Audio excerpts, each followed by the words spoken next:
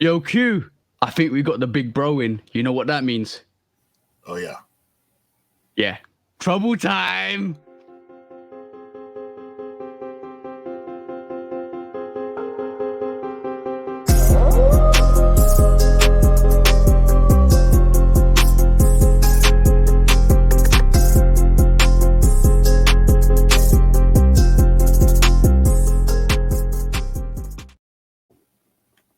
Hey, welcome back to the Shoot Up Podcast, episode 87, with me and the bro 808 Kicks ATL. Make sure you do like, follow, subscribe, come and chat to us. Let's have a conversation. Let's break it down like we always do, guys. And obviously, go and follow 808 Kicks ATL. Go and follow Lovekickscustom, and go and follow our special guest, bro. Have we got a special guest today, bro?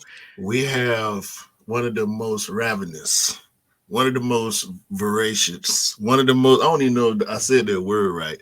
One of the most dangerous shoe dogs out here on the prowl in these streets. And one of the most amazing human beings out there. Let's just put that correct, bro. 100%. If you don't know, you're gonna find out. Back once again, the bro, the OG, Mr. Miller in the building. Peace, love, and blessings. Peace, love, and blessings to you both, man. What's good? What's good? Yo, we ready to hold on before we start. Yeah, we got 8 minutes before we can use the language we want to use. So let's observe the 8-minute rule. You know what I'm saying? And then, but welcome back, bro. What you been up to? I know you've been going crazy lately. a little bit. No. Listen, I don't. Cause it's just been it was just the way the chips fell. It just the God's been good to me. I put the good energy out to people. You know, I'm very inclusive with the content. I'm very inclusive to help people, and I guess the energy got returned back. But it's been a really good stretch. I can't even lie to you. It's amazing the stuff that I've gotten this year through just sheer connections and retail. Like that's the biggest thing I can tell you is that majority of the stuff, probably 80% of the stuff that I've copped this year, probably higher than that, it's been retail. Yeah, it's been retail season for quite a while. It's been retail season for quite a while. And by the way, I know Q, you're calling yourself 2 pairs. I'm gonna say, yo, bro, I'm gonna call you 3 pairs. Every time I see an unboxing, it's a 3-box special. Oh yeah, it is. It is a 3 clip. I've been doing. Yeah, I have been doing. It was. Yeah, you're right. You're right. It has been like 3 pieces every time. So today's Love Kit Custom with 2 pairs and 3 pairs. So look, yep, that was man. 3. I forgot. You got me on that one. Well played, sir. Well played. for those of y'all, for that one. for those of y'all that don't know, Mr. Kicks and Fatherhood, Mr. MR Miller 1 is his IG. Go over there and hit all the buttons that he got for you to hit. Yeah. Okay? Yeah, and go and follow. Obviously, you got 2 young sons that are growing in the sneaker game, that are actually developing their likes and tastes. And you know what? This is what the magical thing about it is actually for us, so as sneakerheads, just transitioning our love into people that actually surround us, that actually love the same things we do, and kind of educating them and growing them. And for us, I think from a sneakerhead point of view, we're always learning and educating ourselves anyway. But to pass that knowledge and foundation on to the young ones, so actually growing their love and actual support for their stuff that they want to do, it's awesome to see. I love the fact that you've got this whole family vibe to your page as well, where you I think even your missus is actually like wearing sneakers with you and stuff like that. I've converted her. Yeah, you converted her. Yeah, bro, like we said this last week, with shout out to all the partners again. Every time I think about it, again, shout out to all the partners that actually have to put up with us, because that they tolerate us, and sometimes they kind of we convert them. We kind of convert them to like, I'm pretty sure there's not one sneakerhead I don't know that doesn't want to kit out their partner with like special sneakers. I know I have. I know Q, you have. I know, bro, you have as well. Yeah, me and my wife, we planning on pulling out the cool grades together. We gonna do a photo shoot with it. I don't know how we're gonna put it together yet, but we've been talking about that lately.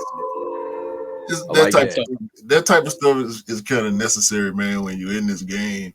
If your significant other, especially for those of us that's in long-term relationships, they gotta understand it, or it gotta be some type of compromise, if not full entanglement.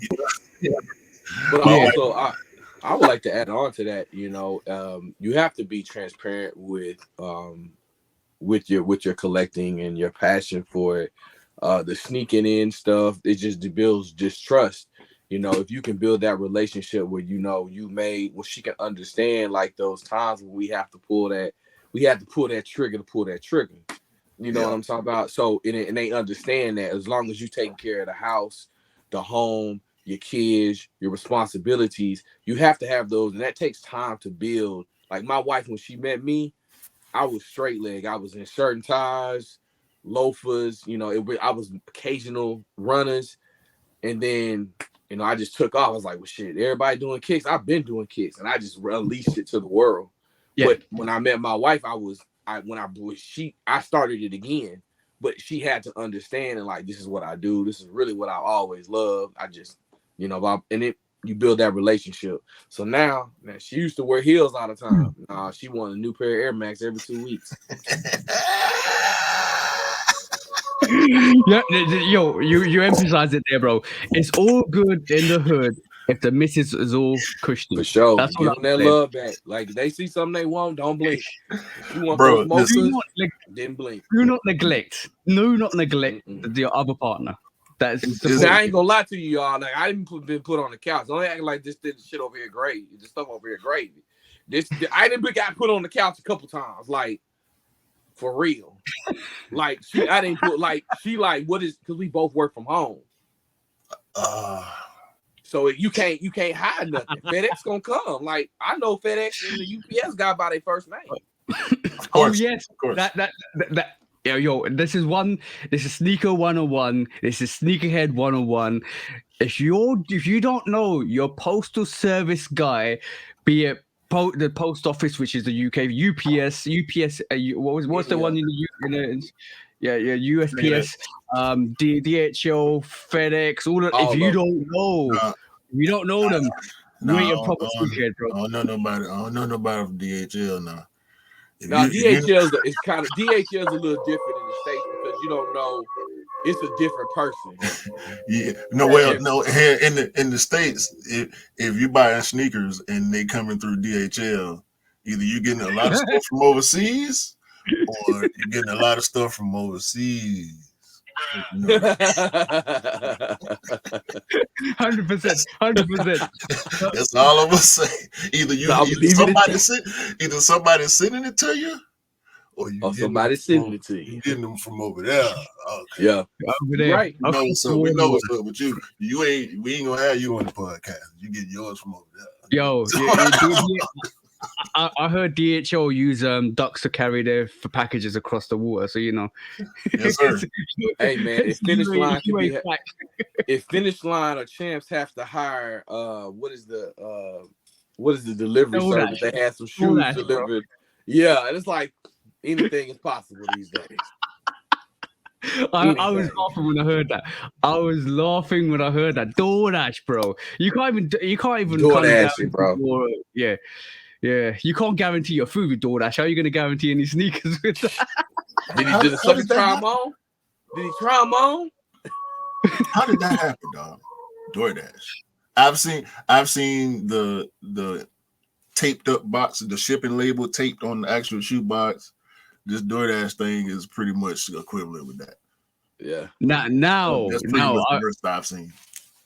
The best thing you could do, right? We are sneakerheads. The best thing we could do is create our own delivery service for sneakers delivered by sneakerheads. Imagine that. Like you just say you said something, Nike, Adidas, New Balance, all the footwear companies. We are Sneak Deliver. We'll deliver your sneakers guaranteed to sneakers because we don't want to be that final boss, bro. And we want to get these sneakers to the people that want it. Create a service. And then all you got to worry about is no more DHL, no more FedEx, no more whatever delivery service.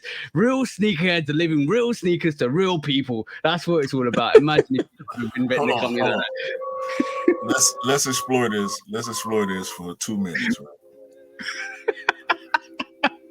So, is this that's reselling, bro? No, not really. How is it reselling? You're going to basically create a. I'm going to get the shoe for you, right? No. That's you're talking about pre-order and resale. I'm talking about providing a delivery service, not a resale service. You're picking up from Nike for retail prices, and you're charging Nike a delivery cost to deliver sneakers to sneakerheads. But you, as a sneakerhead, have created this delivery service for sneakerheads to guarantee that these packages don't get lost or stolen. Make it viable on paper, and we'll talk about it. It sounds good. Sneak portal coming your way. Real sneakers delivering your real sneakers to your door without getting lost. We guarantee that. Yo, man. Imagine. Yo, let's do some quick strikes, bro. All right, first quick strike we had today. By the way, this is gonna be. I'm looking. When Q told me, "Yo, the bro's coming on." What do you mean, the bro, Mr. Miller? Yeah, let's do this. Let's do this. That was the feeling of. But first quick strike is let's talk about the relevance of actual sneakerheads out there. That in terms of you know how much influence celebrities have on actual sneakers at this moment in time. We know the Kanye effect. We know what Drake's doing his Nocta stuff and all of that stuff. But we know Travis Scott that has a whole load of kind of notoriety and hype behind him. But we've seen recently Taylor Swift is swiftly moving into the New Balance scene, and like she's probably worn 2 New Balances over the time from one of her American football matches, and it's seen sales increase in the New Balance world in terms of like increase in on the silhouettes that she's worn. Yeah, people. I think the first one she wore was 550s. The 550s. Yeah. So that happened, and the sales of 550s have gone up massively. So that brings into question. But first of all, is she working with New Balance? Is she getting a bag from New Balance to wear these sneakers, right? Or is it authentically love for that? Or no. Let me go before you say or. This is a superstar showing you what she's capable of. Mm-hmm. And this is what I was going to say. She's 100% benefiting from all this Travis Kelce NFL stuff because that's really what it's about, right? The companies that it's collateral damage, right? From the outside looking in, it's collateral damage. We know the NFL is invested in this because the NFL gave free ads to situations that she's involved in. Yeah. In exchange for the viewership that her presence brings. The NFL ain't giving nobody free ad space, bro. Yeah. You got to think about this, dog. The Kansas City Chiefs, arguably the hottest team in the NFL over the past, 5 years, right? Super Bowl champs, Mahomes, all this. Outside of the Cowboys, they probably draw the most attention. Taylor Swift going to the Chiefs game, we saw the numbers. Viewership went up higher than the Super Bowl last year. That game, a regular season game, got more viewership than the Super Bowl because Taylor Swift was there. And people that watched the games, people that watched the 2 games that she was at, I'm going to wrap it up. The two games she went to, people, the actual football fans that want to watch the game, got tired of seeing the camera cut to her every time Travis Kelce does or doesn't do something. You know what I'm saying? Like man scoring man scoring a touchdown. He doing his celebration instead of the camera watching the celebration. They looking at her. Yeah. New Yo, Balance, imagine touchdown. She just scratched her New nose. Balance, Touchdown. New Balance started selling out a shoe that was on sale. Now they call it the Swifty 550. Yeah, Swifty. Yeah, imagine, right? Travis Kelce jersey sales went up 400%. This ain't got nothing to do with sneakers, bro. Yeah, this is all her. Yeah, I think these false celebrities have this ability to tap into people's psyche and resurrect certain things that we've seen in the sticker community and resurrect them back. We've seen this with hoodies. Remember when the starter jacket started to make a comeback? Remember the old school old school hats before New Era. You remember the old school logo hats that they had for the NBA and stuff like that. These things are nostalgic. So it just shows that, you know, that shoe has been sitting for God knows how long. It was the New Balance. Been going on sale, bro. Yeah, I mean, the 550s was New Balance's response to the Air Force One. So within that realm of what she's doing, she's not creating a buzz. She's just there to create space, and she's sucking it up. Look how they look now. This trend will always hurt the community in certain ways. As I'm pulling this together, you think about the Air Force One.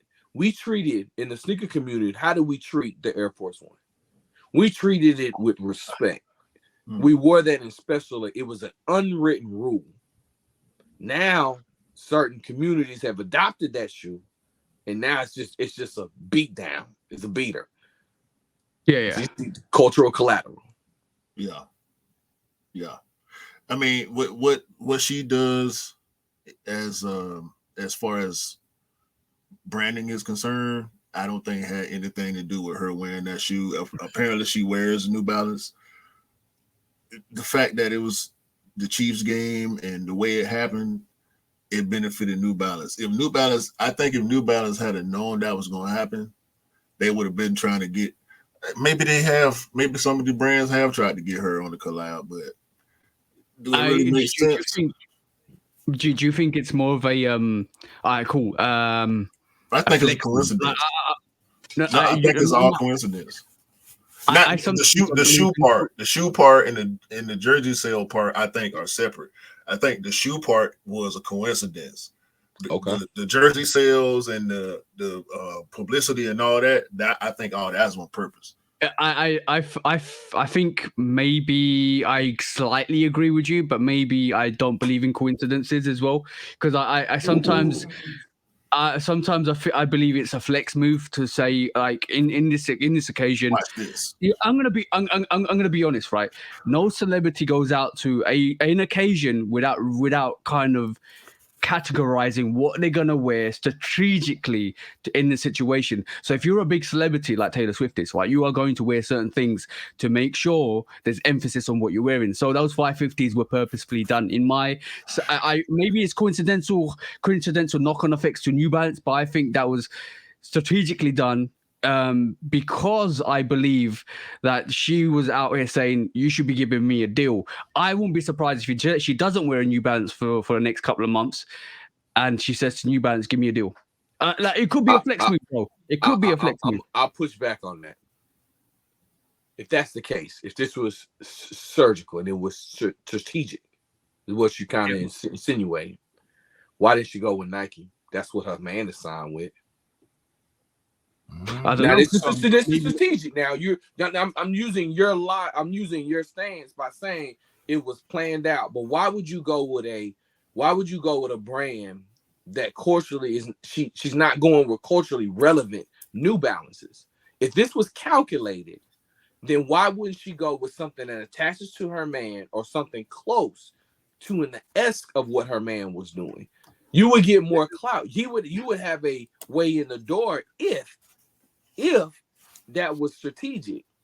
Why wouldn't you go with something that's, and if it was strategic also in the same realm, wouldn't you wear something that that's like recently came out, you would know these knowledge that we have.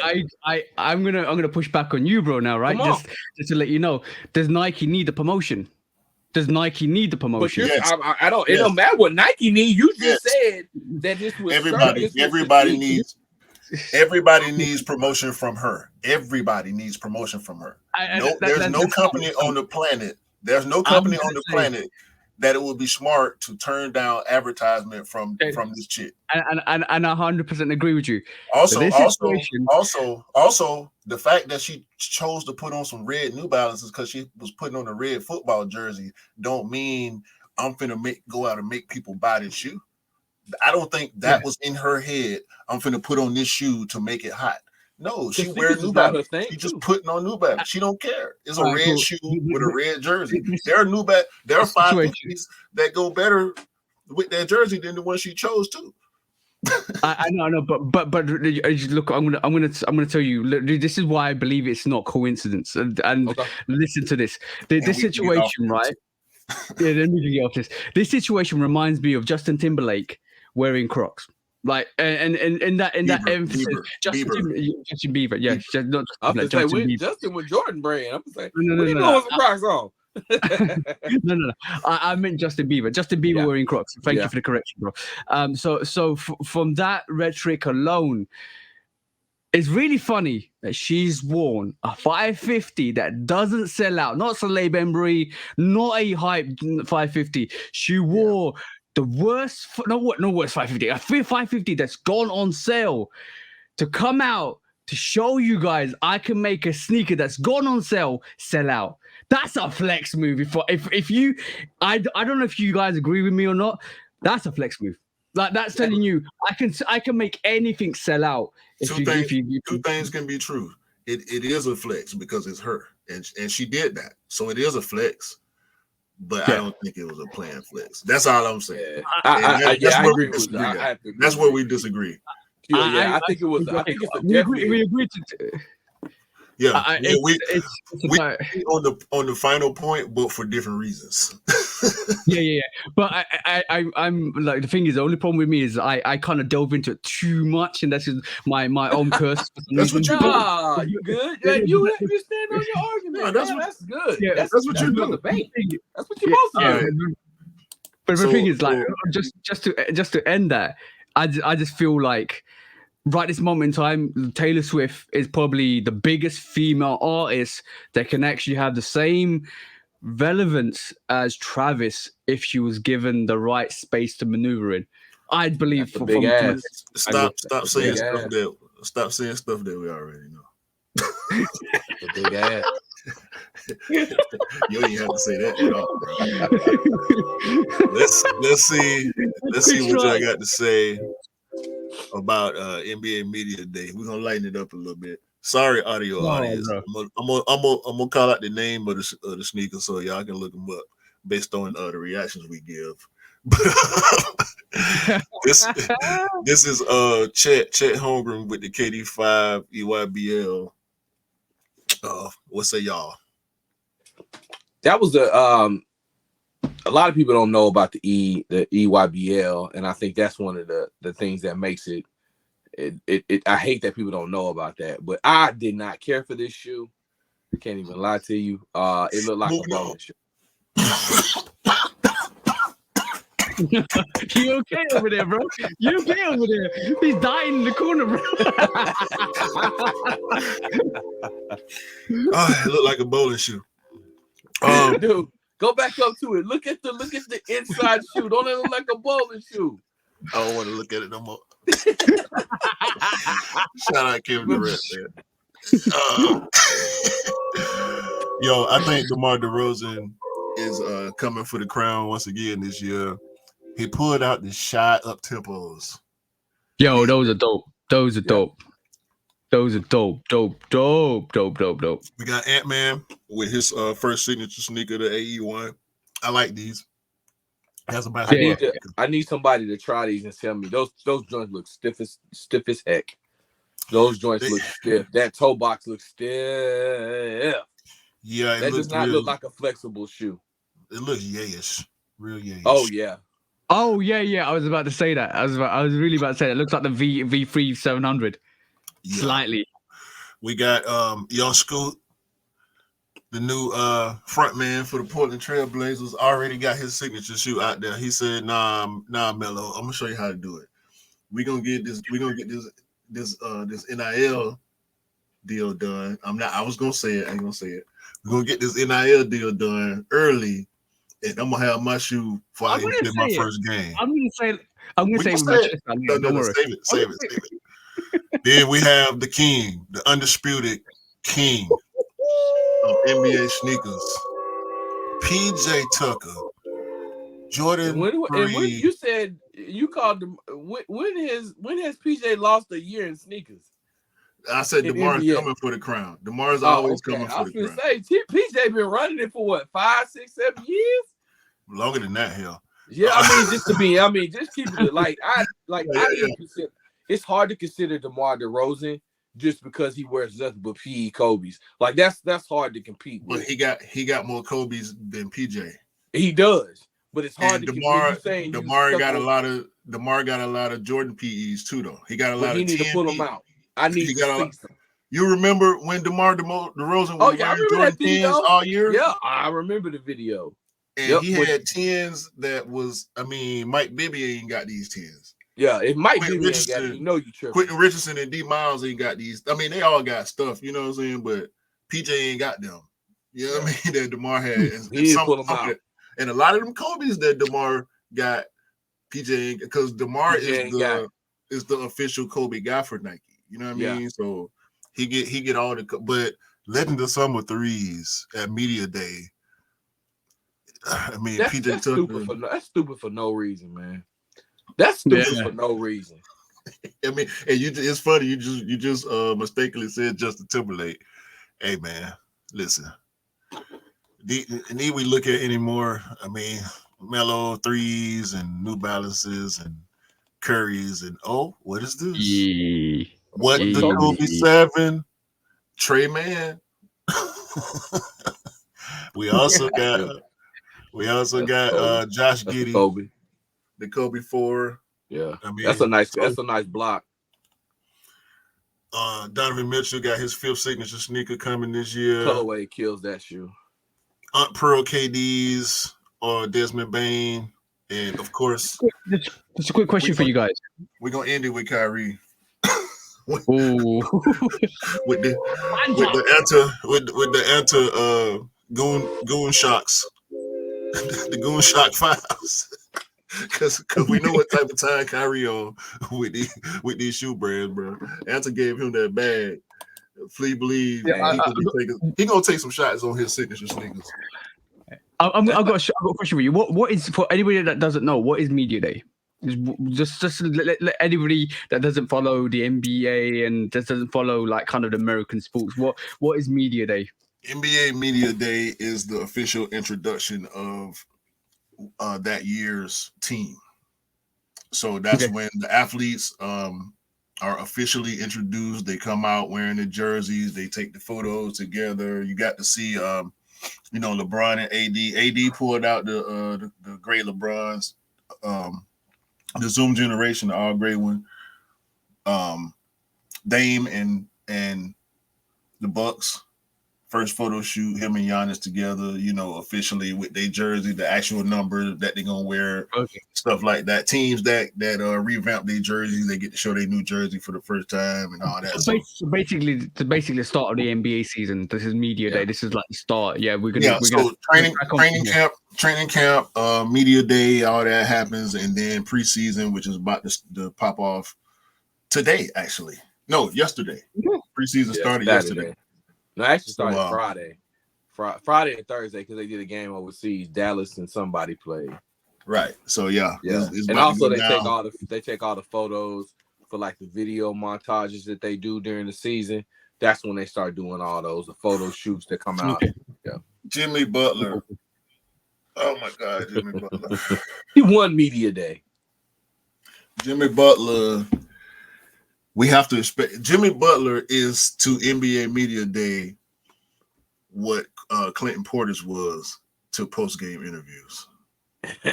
Remember Clinton Portis when he used to do the characters after the Commanders games? Yeah. Yeah, Jimmy Butler putting on, boy. He a character, boy. And that's gonna be his official photo for the season, just like last year. His official photo was with the dreads. If you go to NBA.com and look up Jimmy Butler, his official photo is gonna be with his hair laid down like Lil Uzi Vert or something. Yeah. Shout out to Jimmy Butler, man. He one of the greatest. Yeah. Moving on to the next quick strike. Yes, sir. Things are getting serious in the streets, bro. Let me just say this. Like, Atmos are now vacating the US. They've got I think they've got 3 stores in the States. They are moving out. They're going back to Japan and Asia to concentrate their operations from back home. It reminds me of slightly of Bait, but it's certain different circumstances totally. It just looks like not only this, but I was hearing yesterday, I think my missus told me yesterday that a renowned German store, Hanon, is closing down as well. Online and storefronts as well. I think that's they've been trading since the 90s. That's closing down. That's 20 years of business gone. Or Atmos is leaving the States. It looks Foot Action, all of that, all the stuff. It looks like there's a massive downturn in sneaker sales and not in the sneaker sales, fashion in general. And I think this is just an indication of the current climate as we speak. So a lot of people are going either downsizing or going out of business just because of the certain circumstances around the industry. A lot of cost of living has a massive effect. So times are hard, bro, for all of these retailers at this moment in time. Times are massively hard. And we've seen that with that. I think the early indications after COVID was when sneakers was just sitting, going on sale. Like we talked about the 550s, and most of the Jordan 1s are going on sale. Some of the less desired colorways and silhouettes are going on sale. Companies are downscaling. It's a bad time for retailers at the moment. Well, this is a topic I actually have on the show coming up this week, this Wednesday night, and this is wait. What happened? What happened Wednesday night, the day after the podcast? What happened? What you said you're gonna talk about this where? On our what platform? On the show, on my show. What show? What's the name of your show? Oh, my bad. Yo, you can. I'm gonna have it on the show for If the Shoe Fits on Wednesday night, 7 p.m. Central Standard Time. If the Shoe Fits, 7 p.m. Central Standard Time, Wednesday nights. Every Wednesday night, the longest IG running show on IG. Period. Go check it out. Definitely 100% good. Check out all the bros. All the bros are on there. And amazing guys, amazing conversations. Oh, it misses now because we added Kiki. Big shout out to Kiki for taking over the panel slot. So big shout out to her. But this is a topic I'm actually speaking on this week, and I'm glad you brought this up. But I think I'm taking it in a different direction. We're starting to see a trend of smaller brands such as Atmos, Supreme, and other smaller brands be taken on by bigger corporations, and we're starting to see the down there. It looks like a good move because it's going to give them. Back in the day, we knew those moves like that would give them more exposure, more control over what they can do, and more distribution. But now with the rolling economy, recessions, things ain't worked out. But also, I've seen a lot of the creative pieces that made these stores and boutiques and brands unique have been watered down and dumbed down. Case in point, Supreme. I think Supreme, since they signed that deal to go major a few years ago, you can see we're not clamoring over Supreme. We're not jumping out the box for Supreme. They've had maybe one, at best, 2 releases that were actually, oh my goodness. But this is just showing that the market is changing where it is. Some of this closing doesn't surprise me. It doesn't surprise me. It's good riddance for me. I won one thing off of them. And it wasn't even I ain't won nothing. I ain't never won nothing from Atmos. I did the web. Now I'm sorry, I didn't do the web. I did the Twitter, and I won. And they still said, and it was like, you do your entry. I was like size 11. They sent me a size 10. There was also the backdooring scandal where the employee at the New York store exposed management for backdooring mochas to StockX. So yeah, bro, I ain't damn Atmos. Good riddance. Yeah. Just a quick comment on Supreme. Andre T-shirt, Ramelzy dunks. Because I like the Air Max 96 OG. I'll say those. And I'll say the trainer was it Trainer 3 lows. That was when that last year. Yeah, that's Trainer about it. Last year. That's about it. That's about it for me. It's not. I thought the MF Doom. I wore the MF Doom shirt. MF Doom was lackluster. No, I bought the Flight 95s. I got rid of them. I did get rid of them. This year we got the Supreme Bacons. Don't forget about those. Those came out this year, correct? The Bacons. Oh my! The Supreme Bacons. Supreme been hitting. Yeah, I saw the not like we Supreme used to be Bacons. though. Yeah, I saw the Supreme Bacons on feet, bro. I got the black pair. Yeah, I should have got them. I ain't. Yeah, I think they've been releasing some special pieces, but I understand what you're saying, bro. So like from me, Andre T-shirt's the highlight. It's the highlight. Yeah. And why didn't they put that on? But why didn't they put that on the hoodie? Did they put that on the hoodie? I think they didn't put that on the hoodie. I've only seen T-shirts. T-shirts. Like, why would you put that on the hoodie?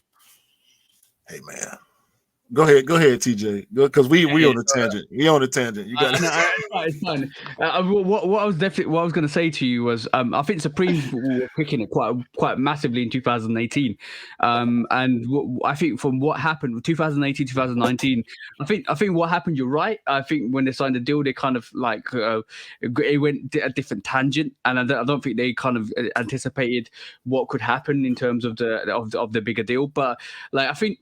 There was the whole Supreme thing reminds me of the NMD phase when we had a couple of years, 2, 3, 4 years when Supreme were kicking it, and then it just kind of because people started moving. You know what? I'm gonna be honest. It got really, really corny really quickly because a lot of sneakerheads were wearing top to bottom for Supreme fits, and it got really hype beastish, and that kind of detracted.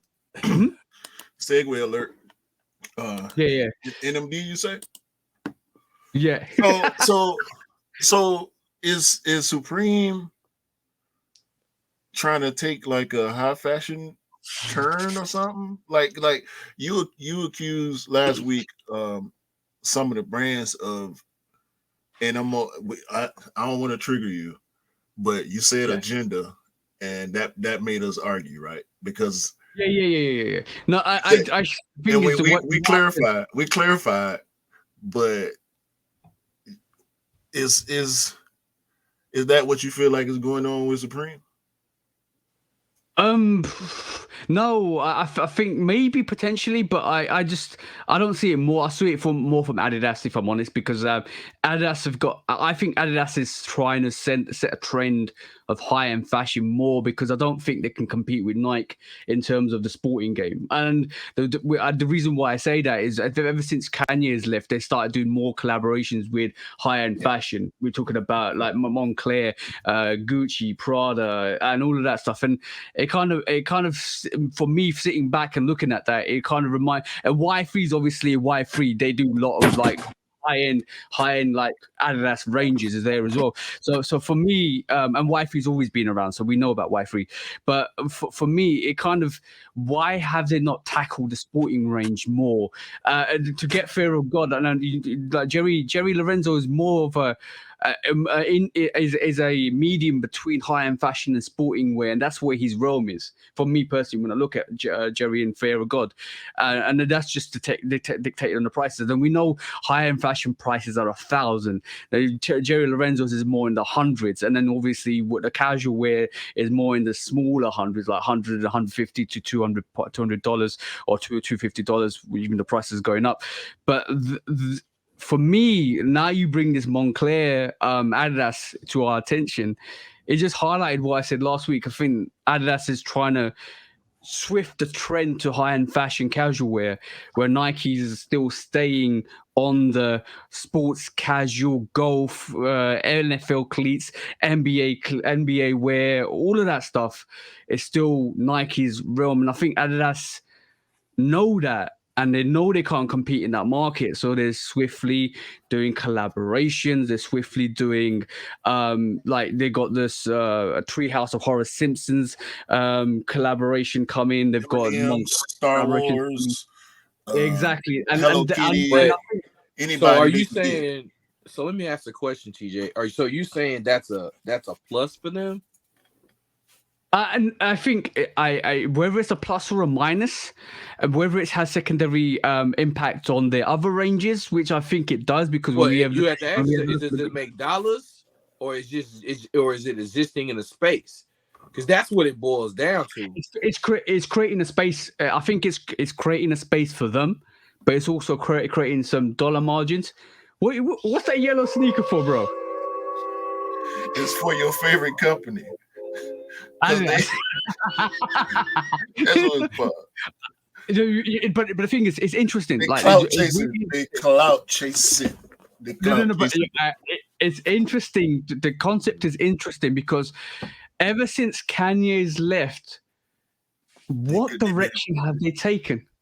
Bro, the Gucci stuff was cool.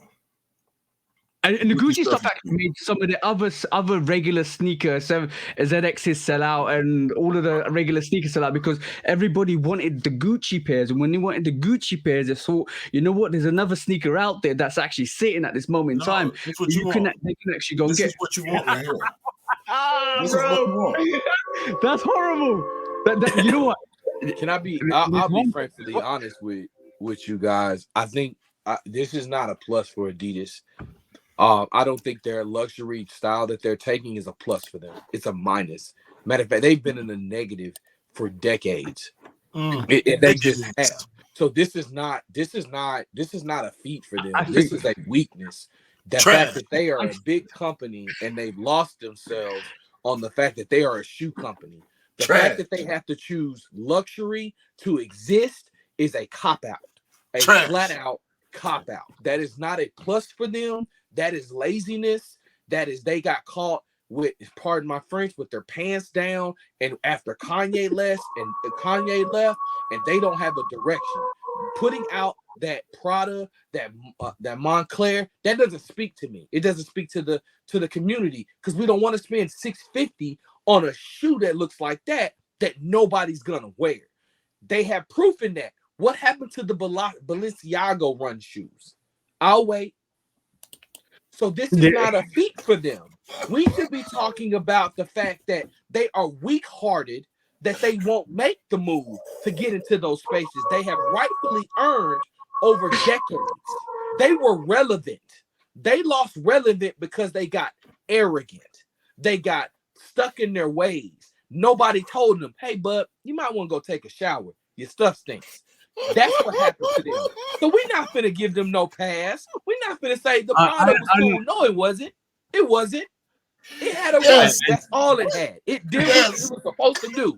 But we're not gonna sit up here and act like Adidas did some stuff this year that we should give them a thumbs up. The fear of God is a joke. Jerry missed his window 3 years ago. We all know that. We hope for Jerry because Jerry is a real cat.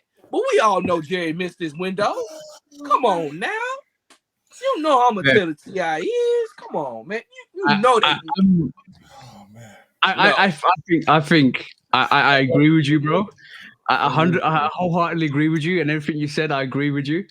I think it's on that thing. I think we're kind of for number one, we're looking at it from a sneakerhead point of view. Yeah, that's the way I look at it. Yeah, and I'm always playing the devil's advocate. Like, now we got to look at it from the other point of view, the other spectrum, the spectrum that we don't identify with. I pull curtains over here. I pull curtains over here. We're gonna talk about something. Like, I pull curtains. Which is casual wear.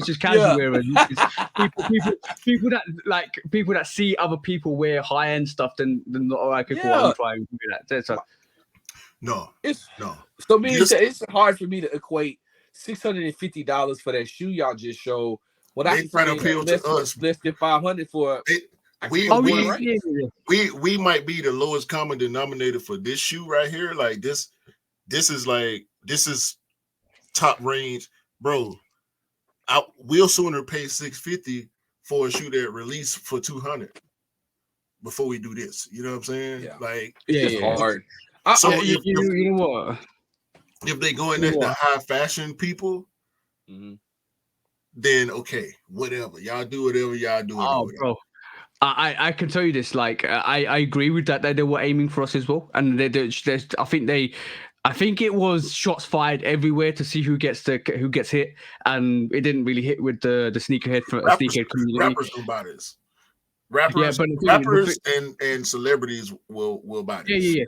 But the thing is, the whole marketing like, bro, when you say a disconnected franchise, that is a disconnected franchise to me personally. Because if they wanted to do a high end sneaker, they would have had the high end runway to do it with high end celebrities to promote it to get the notoriety. Like we just talked about Taylor Swift wearing 550s. Why isn't Adidas saying Taylor Swift will go and wear our Gucci's, Adidas Gucci's, and promote them? Oh no, No, not no, the no, no, Gucci's, no, no, not no, the no. Gucci's, No, but no, this no, is no. ugly. This Yeah, no, NMD I looking thing, I know NMD that, boot hiker but jacket. It look like a jacket for your feet. It got a poncho that come with it and everything. Ain't yeah, nobody doing all but this, bro. I, It's a I, whole I, tent. I thought I was looking at the Travis Scott Air Trainer ones again for some reason. Yeah. But yeah, well, what I was gonna say is if the marketing is not there to justify the promotion of that sneaker, like if you're sitting here and saying, look, I want to sell this sneaker, I want to sell this £1,000 sneaker and this 12 grand suitcase that comes with it, right? I want to sell it. How am I gonna sell it? I'm gonna take pictures of it. Oh well, that's fine. People are gonna look at it and sleep on it. But get a celebrity in, get somebody in that can sell your gear, like that will increase your sales. Don't do that. Look, I don't think the average sneakerhead is really even gonna see this unless they shop at LV, which is this store over. I don't even know where the store at. Actually, LVR, and I ain't never bought nothing from them either. Their rewards program is so whack, bro. They got one of the wackest reward systems I ever seen. You can't enter a raffle unless you done bought something from them before. Well, do you already the same thing? Right, but they deal in high end stuff. But the point I'm trying to make is you only see Mercedes commercials on certain channels. You know what I'm saying? Yeah. So unless you tuned in to this type of stuff, which I happen to be coincidentally, it ain't gonna come across your radar for you to even care or want to buy it or like it enough to want to. But the thing is, this Moncler agreed, but all the other collaborations I don't, because basically they kind of threw it at the sneakerheads, to threw it like the Gucci's, they threw it at the sneakers. Look at this what we're creating, right? And we kept. Guess what? When Jordan Brand did a Dior collab, we ran to it and we sold it out. Ain't nobody Adidas to get no high end sneaker. Man. And I will like to say this, because I did go hard at Adidas. I think my passion for that is because I'm disappointed in them. Because they trash. Because that was the Nike and Adidas war, and Nike versus anybody war was always fun to watch. It sparked creativity. But the way that Adidas has approached their business model now, we don't want to play in that high-end fashion world. We want to play within the realm of what we're accustomed to, what you were accustomed to. You know what I'm saying? So my passion is just saying, because I don't think Jerry's a failure, or I just think that it's just he missed when he should have struck when the iron was hot. We wanted your shit. We want we sat there, and then when he's in. So I'm angry because I want to root for Jerry. I want to root for Adidas because it sparks competition. But when you're playing, when you've just shifted the rules, and you're just like you've taken your ball and then you've blown up the court. How do you? I can't. I'm gonna judge you off what you've done. Bro, and I'm disappointed that they've done this to themselves. It's sad that there's never a fear of God Yeezy. It's sad for Adidas. that there's the fear of God Yeezy don't exist. Oh, that would never happen. You don't think so? No. Jerry and Kanye back together doing shoes together? No. That'll never happen. Jerry was one of the. If you remember that crew, what do you remember about that crew?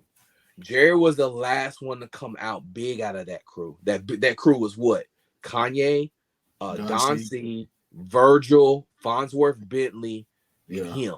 So Bentley was doing his own. He really wasn't considered, but he was just kind of the face of like when he did the fashion stuff. But you remember, out of all three of those, who was the last one to come out of that? That was Jerry. Jerry he wanted distance in his own space, and he created that. And he struck. So I don't see him getting. We already seen the essence, even with the Nike Fear of God 1. We saw the essence of a Yeezy. I don't want to see them mixed together because he was already drawing inspiration. And Kanye is a big. I want 90%. I think it would have happened. I don't see it. It'd be hard. Would I like to see it? Oh, I'm done with Kanye, so no. Well, I think it should have happened. Not could have. I think it should have happened. Oh, like yeah, you said, yeah. 3-4 years ago. Yeah. When Jerry when he first left Nike and Yeezys were still outselling Jordans at the time. Yeah, it should. I think it should. Why didn't you strike? Like, I'm curious. That'll be the first question I ask Jerry. What took you so long? It's not him. It's them. Like, no, but he has. Listen, as much money as they paid him. No, that's not. That's can only do. Yeah, that's the way I'm looking at it. It's 50-50 till you give me some more information. It's 50-50. I need more information because this doesn't make no sense to me. Do you feel Jerry went quite quiet after Nike, but do you think he moved back and started looking at his own Fear of God company and Essentials rather than kind of concentrating on Adidas, because there was like more of a disconnect with Adidas. Maybe the situation with Kanye kind of delayed his progress. I like there's like, I think at that time and at that circumstances were against him, so he kind of fell back into the Fear of God lane. So let me just do my Fear of Gods until we have more clarity with Adidas in the strategy. But no, I really do think that Adidas is smart enough. They saw this shit coming. They saw Kanye going downhill. So you mean to tell me those billionaires and investors that had inside information? We've seen NFL, you've seen soccer clubs know stuff before it happened. So you mean to tell me this big ass company didn't know that this was coming down here and didn't say, well, let's activate somebody? Bro, I think they knew.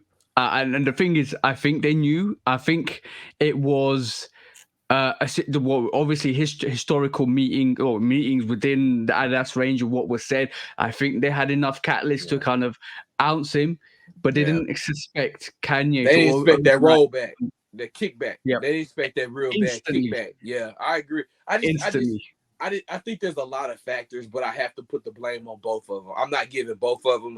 Yeah. Because it's just we don't have enough. I'm just going off what I feel, and because I love Jerry and I root for Jerry. I have 6 pair of Fear of Gods, and you know what I'm saying? Like I want to have him in my collection, but I feel like why was it strategically halted?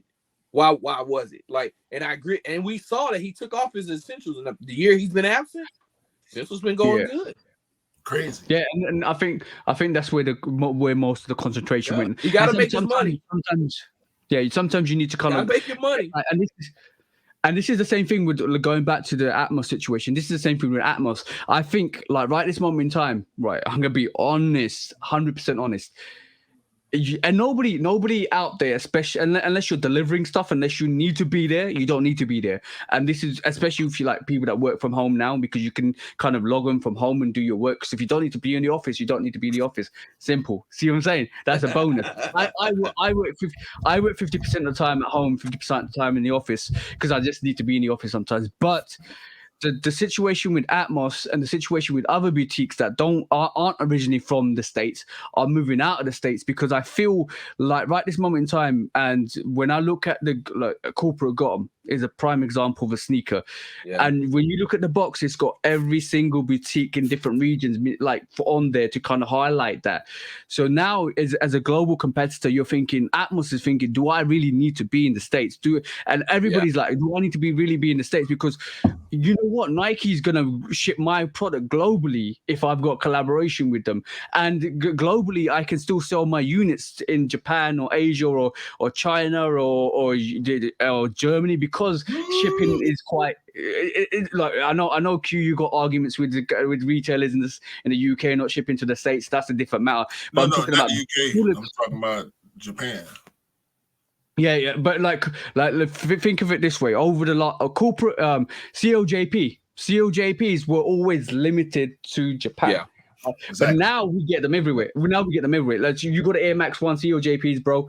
COJPs are coming out. We got the silver Titan, the Midnight Navies, Jordan 1 COJPs. They came out everywhere. Corporate got them. I didn't think that was going to come out everywhere, but they went everywhere. Like right this moment in time, as a boutique, I'm like, bro, if I start a boutique right this moment in time, call it wherever, Nike gives me a contract and says, do you want to come to the States? I'll be like, no, I'm fine here, bro. I can do everything here, and you're gonna any collaboration I've got, you're gonna ship globally. So why do I need to be in a different country? Yeah, that makes sense. Yeah, makes sense. Yeah, I agree with you. Working from home makes a difference. Exactly. So at the very least, they need a US website, but to hell with Atmos. I ain't never trying to shop with them no more. Unless they come out with a collab. The only thing I want from them is a sneaker, and I don't even want to try to get it from them. I want to get it from I'm on my some Nike or something. But like simple as right. If you're, what's the easiest way to save money in any retail company? Any retail company is what's the easy way to save money? Storefronts. Shut down your storefront. Shut down your. I know you're gonna get rid of some employees. Saving money from that aspect saves you a lot of money. Yeah, that's the whole point. Oh yeah, that's the point. You're getting rid of bills for that you pay all your overhead. You're getting rid of all the overhead for that. You're getting rid of the rent. You're getting rid of if you own the property, you're getting rid of the taxes. You're getting rid of employees, and you're getting rid of bills and shipping, loss prevention, all that. You're getting rid of all that. Plus, you have to think about this. The experience has gone down. Look at the customer experience. Like we don't remember when we used to go to stores, we could get knowledge, we can have conversations. We don't have that anymore. The fashion has been robotic, where it's all the same. Like it's just any mall you go to, it's all the same. It's repetitive. And I think that's the reason why we shop online, because guess what? We have more diversity. We have more. There's no regional sections because we here in the States, TJ, I used to do this with shoes and clothes. Regional stuff, like it was in the South. You only get this West Coast, up north. You knew, even with Jordan Brand, you had East Coast, West Coast. You had different ones that came out. Mm-hmm. So, but now that it's global, we don't have we break those boundaries, because I live in Arkansas, and we still get the basic stuff. We don't get the H&M stuff that when I go to Texas or when I've been to Atlanta, the H&Ms or just different things. Even the Champs and the Foot Lockers look different in the stuff they have. So it's different. But now online, I'm getting everything I can get.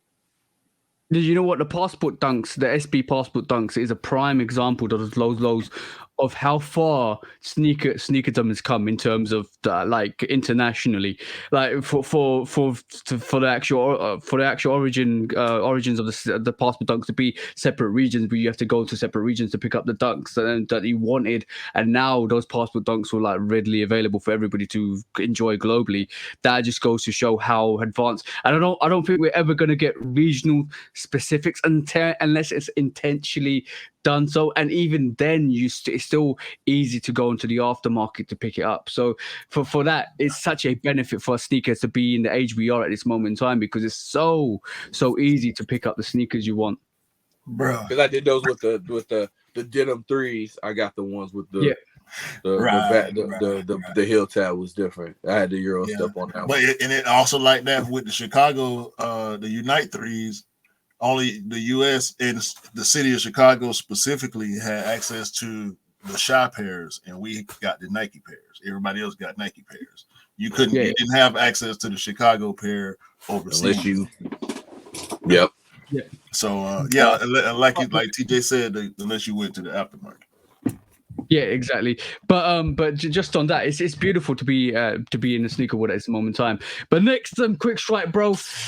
Let's have a look at this awesome thing that the NCAA is doing. They're introducing the nil in college football. I'm gonna say nil because Q's gonna laugh at me. It's NIL. I know it's NIL. I off camera I said, "Yo, bro, have you heard about this nil thing as well?" We talk about this nil thing.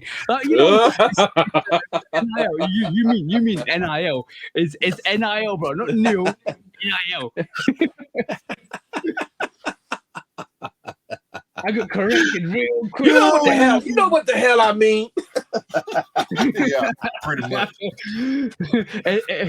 And what does nil mean, bro, for the NCAA? I mean, the boys getting their money, man. Basically, it's basically a way they can get paid. Image likeness deals that college players been able to get for the past few years. Only it's a little. I'm a little indifferent about it. I appreciate college players being able to make legal money. However, only top tier players, are going to be able to do that. It's not unfair, but it is a little unfortunate for the players that don't play well enough to be able to get these deals. But the deals, like I was just talking about Scoot Henderson, he was one of the best players. He was making money. He got his shoe deal early. You know what I'm saying? Yeah. So now with the NBA, I wish it was so with the NFL and with college football, where the players can go somewhere other than the NCAA, but the fact that they can make money now is a good thing. Yeah, I mean, this deal was well overdue. We saw the repercussion from the Michigan State. I'm sorry, the Michigan Wolverines with all that, with the Fab Five. We saw the downfall of that, which really kind of this NIL kind of really started from a video game. Just being keeping it a buck. If you remember NCAA 14, right? Yeah, and had Ed O'Bannon and the O'Bannon brothers. Wait. That wasn't 14. That was 04. No, it wasn't 14. No. 04. That was UCLA's big run. That was in the 2000s.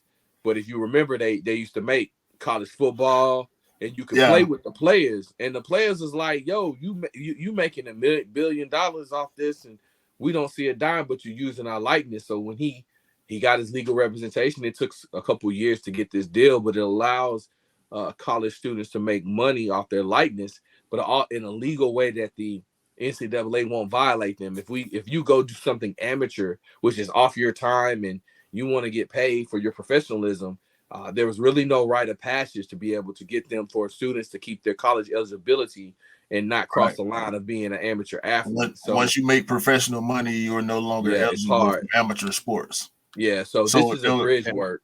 Mm-hmm. Yeah, it was a lot of college kids struggle. Like you hear about the sandwich bags and the handshakes for great performances. I mean, you can look at docs, bro.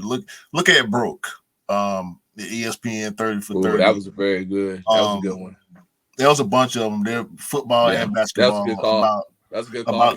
About collegiate sports, where a guy will, let's say you the best defender on the team. This a bowl game, and you make 4 sacks. After the game, some random dude that you never seen before walk up to you, pat you on the back, shake your hand, tell you good game. And when you let your hand go, you got $100 for every sack you just made. Yeah. And by the time you pick your head up, this dude then disappeared as if he's a ghost. So he was never there. You don't know his name. you couldn't get a good enough look at his face because he coming in the middle, right in the middle of the celebration. Everybody, yeah. Here come this dude. Yeah, he jumping next to you and everything. Yeah, good game. Shake your hand. And it's like, wait a minute, that was NIL before NIL because it was illegal. But good movie to watch. Blue Chips. Go watch Blue Chips. He got game. It really kind of tells you what they were getting, which was a violation, is now they're not handing you hundreds after the game. You just legally you have to set up an account. You can go get you have to go through so you can get your properly money. So there was a Netflix documentary I watched the other day about the NBA. Was it amateur? Not an NBA, the amateur leagues and NCAA. Yeah, basically. The guy was taking this is probably totally different, but the guy to sustain his living in terms of being a college athlete, who was taking bribes and fixing matches or point shaving. That's the ref. That's the ref. That was the ref, the white guy that was betting on games. And I know what you're talking about. Donahue. Was it Donahue? Donahue. Yeah. I watched that. That was quite intriguing because now I think this helps a lot of athletes that are actually in that realm to actually kind of self-sustain, to not take those risks to actually point shave or to take bets or to kind of damage their image. It kind of just helps them to kind of sustain the college lifestyle potentially if you're in that realm or in that remit to actually sell your likeness. Well, I believe things will settle down and go back to more of what they were, because only the top tier athletes are going to be able to get these deals. Everybody ain't going to be Shedeur Sanders. Everybody ain't going to be what's the kid from USC? Caleb Williams. Everybody ain't Caleb Williams and Shedeur. Everybody ain't Travis Hunter. You know what I'm saying? Everybody ain't every basketball player ain't Flage. Or Angel Reese. Yeah. So the other players on the teams, they're still struggling. They still coming from wherever they come from with whatever issues that they have, and it's going to be the same experience for them. Some of them probably won't be able to get the type of benefits that they would have got before NIL now because of NIL. Yeah. So these boosters, they're going to be less likely to want to do these handshakes and be buying cars and paying your mama rent and all that stuff, because you get your NIL bag and the other players, just the other players. Yeah. Do you think it'll cause some disparity between college athletes? 100%. You reckon it's going to be more decisive? It is already. That's what I just spoke on. I've seen Caleb Williams and Shedeur Sanders on commercials. I ain't seen I think I might have seen maybe one or two more, but we talking about national spotlight that these guys are getting. I ain't talking about the local stuff, the car dealership or the local. Well, that's an avid thing though. We don't discount that, because I watch a lot of Brave stuff, and I have the ACC channel too, because I'm a Florida State fan. And regionally, I've seen Florida State, Beers, which is one of our top line. He's a first round pick, linebacker, a defensive end, and I saw him on commercials. Yes, right. on ACC. So they're not getting the national, as Q was saying, but that local, they're getting that. You're getting that locally, but you only see it if you're local. We have. I don't watch a lot of news here. But when I do, fast forward, I see Arkansas football athletes in homegrown commercials during the news, during different things like that. So they're getting that local money, that small local money. You know what I'm saying? But it's really local. It's levels. It's levels, definitely levels to it, bro. But it's a good thing. It's a good thing. I agree. Hopefully, some of those lower tier players ain't got to deal with some of the issues that they would have had to deal with, because the boosters ain't giving out the money to the big time players. They should pay it forward, man, and let the rest of them players eat, man. Spread it around. How much money you got to make your hand over fish? You ain't got to give it. You ain't got to give it to the top players now. So give it to the rest. But exactly. How likely is that? We don't know. Yeah. Next quick strike, bro. Was that a good impersonation? Yes.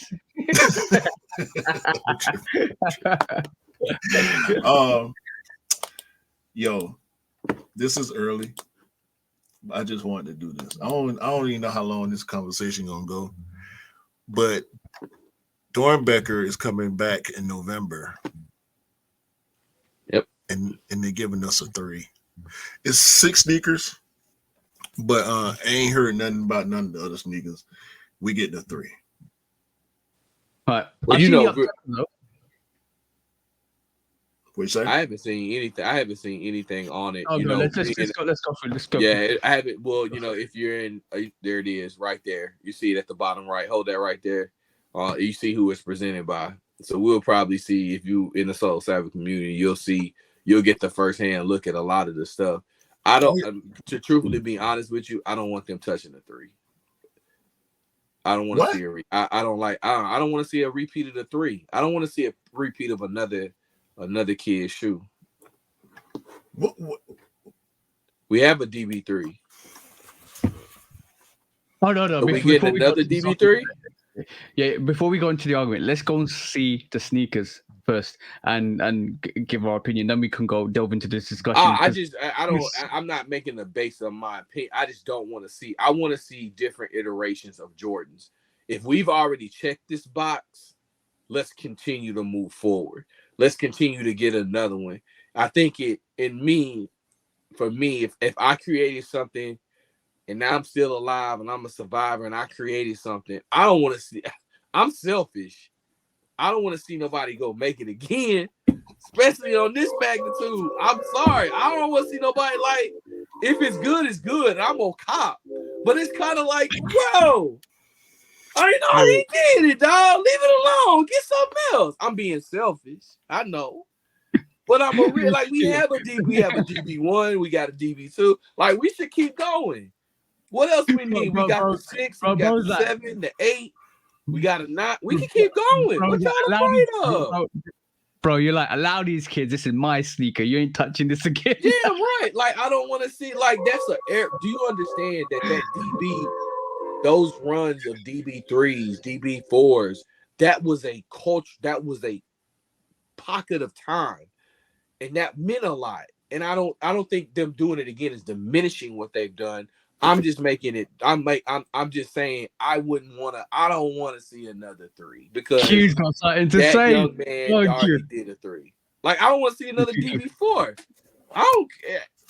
I don't want to see another DB4. Sorry. Go on, Q. God keeps it real. I 100% disagree with everything you just said. That's your 100% disagree with everything you just said. That's your right. Now, question. Hmm? Do you want to see Cole Johansson's 3 come back? Who? Cole Johansson, the original. I would if I didn't have a pair, yes. Would you be mad if you had a pair if they came back? I mean, you got them, right? Yeah, I have the DB3s. Mm-hmm. And you'll be mad if they came back the same? I don't mind if they come back the same because they did the same thing with the DB6. Right. That's what I was going with. They did the exact same thing. So I don't have a problem with that. I don't have a problem re-releasing stuff. It's the fact that it's just like Amanier. 1, 2, 3. Like, they jump from 5 to 3. You know, they've done that, but they're checking off boxes to go up the line of Jordan. I think what you're saying, bro, is basically re-release the iconic pair. Don't take the shine off something that's already been iconic in the DB. Hold on. I can understand that. I can understand it slightly. Hold on. You can understand. I don't care what you understand. I don't. We got 1 through 14 already. Keep going. Where? What Jordan are we on? What DB Jordan you want? You want that? You want a DB 38? That what you want? If it looks good, if they can change it up. No, I want 3s, bro. I'll take a DB 16. Give me a DB 17. I'll take a DB 18. I'll take a 16. I'll take a 16. I'll take a 23. Yeah, like, we have some more. We have more iconic Jordans you can do something with. They can't make no more. To go to a 3. Ain't no icons. That is a quick way to get to the bag. I'm not mad at you. Because the 3 gonna sell. What if it's better than the last one? I told you I would get it. No, I'm not hating on the young man. You don't want it. You don't want it. You don't want it. How you gonna tell me what I want? You just said you didn't want it. No, I said, but I figured this is my argument. My argument is this: we've already done a Jordan 3. Yeah, let's do it. Already checked the box. That was 2014, for right? my personal reasons, I don't want to see another Jordan 3. So the DBs are specially made for these kids fighting illnesses, and some of them have died. I don't want to see if you want to resurrect what they did, I'm fine with that. But if we've already done an iteration of a shoe, I don't want, and we haven't, you're not allowing us in what you've done with the 6 to reach back, then why don't we just reach back with the DB3 and bring it back? You know what I'm saying? There's other iterations. Bring back the 5. We don't need the 3 no more. Yeah, we don't. 5. Exactly. Why don't you do it and figure out what you want to read? Just for me and TJ. For nobody else. Yeah, I totally agree. I don't have a problem with them re-releasing something that they already have. My issue I feel if you've already done a 3, let's do something else. We don't need to bring back a 3. Now, that's why I said, even with that, I said if it looks good, I'll cop. I'm not knocking anything from the young man. But I'm saying why can't we everybody's following the law. You don't see you're going back and doing another 3.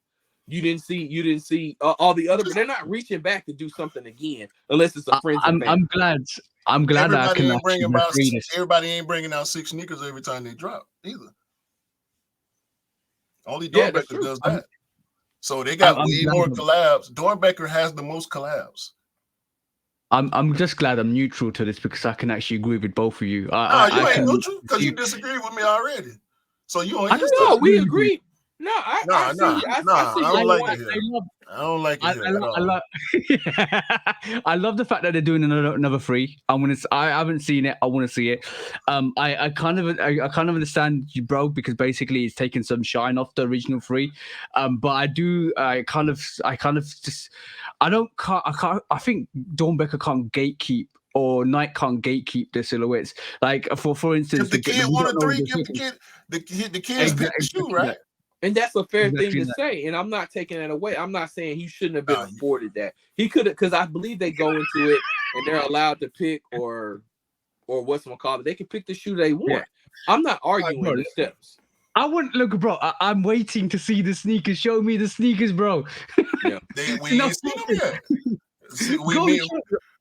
One of us gonna end up showing you because we both members of Soul Savvy, so we'll see them as soon as they drop. We gonna get. So we don't know what they look like. Ain't no picture yet. That's why I say I'm early on this. You know what I mean? But I wanted to talk about it, and I'm glad I decided to talk about it. I didn't know that Mr. Miller hated Dornbecker 3s. I didn't hate Dornbecker 3s. When did you hear me say I hate Dornbecker 3s? It's okay, bro. It's okay. You entitled to. You the one that got all huffy puffy. I want my ball to go home. I'm like, nah, what's the conversation? Like, what you took me saying I don't want to see it again. No. You didn't hear nothing else I said. But this man thought I talked to him bad. He was like, nope. No, what? You know what? This situation.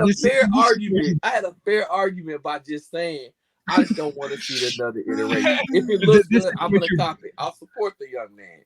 But I think I think you can't tell me that if the DB4s drop at the end of this one, the community will turn on his heads. You know what this situation sounds like.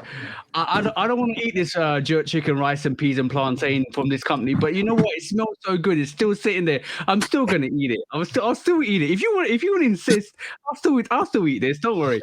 It's gonna taste slightly different, maybe a little bit more spicy, but I'll still eat this, bro. When it all drops, we need to have a conversation. We all three need to have a conversation about it. And just talk about it, and we can revisit this conversation. Yeah. Hopefully, Q won't respond to my text message. He won't unfollow me and nothing like that. I done made him mad. Ain't nobody doing all that, man. He gave me a red card, y'all. He gave me a red card. You know what? You take your red card, Mr. Miller. Violation. I'm not gonna claim responsibility for that red card, okay? But before we move on to main topic, just two little things just to touch, just quickly. This doesn't need to be long. Born and Raised sales for their actual SB Dunk Low were some of them were cancelled over the last couple of days, and they were cancelled for just to kind of satisfy some friends and family pairs. Obviously, it looks like they oversold their pairs and they didn't have enough friends and family, so they cancelled some of their orders to give to friends and families. How does that make you feel? Sad. I know, bro. It might trigger you because you've had pairs cancelled. And you fought the retailers. Yeah, you too, bro. As well. Like, but how does it make you feel like hearing that some of these companies are canceling pairs just to give to friends and families because they didn't kind of satisfy the realm of their friends and family remits? To be honest with you, I think it's very unfortunate for the people that won fairly and squarely. I think there should be a lot more accountability and responsibility for these companies that do this. If you don't know about the way this stuff works, is that anytime you do a raffle, you're entering into a pool in your size. The inventory is already set.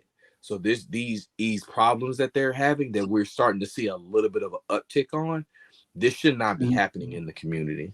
It should not be. You know how many pairs you got. And if I paid for it, you better make it right. And that's my problem. They send this, and they know the magnitude. Look at the magnitude of that dunk. Look at the resale of that dunk. And you mean to tell me all you can send me was a generic email that you sent 20, 30, 40, 50 people? Do you understand that they should be honestly doing a lot more to be held accountable? Listen, you can take your butt right over to StockX and go, and you're going to expense that, and you're going to write that off. It wouldn't be anything to you. Because the fact that they have done this, even my boy Rick, they did the same thing to his wife with the Kobe's. With the halos for his wife on her birthday weekend. Typed up, I helped him. We sat together and typed up, hey, will y'all please give me something? Say, hey, the next big shoe that comes out will give you. It's the fact they don't even want to work with you. It's the fact that they pacify your feelings with this email. We made a mistake. Here's 10%. What am I going to do with 10%?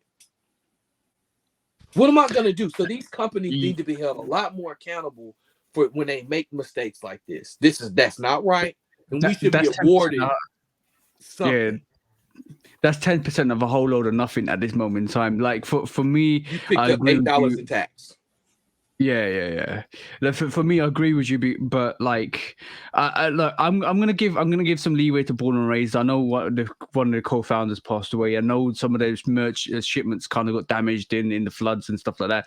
So I kind of give you some leeway to. No. I'm not gonna let you bail them out. I'm not trying to bail them out. Bad business. You leeway, bail out.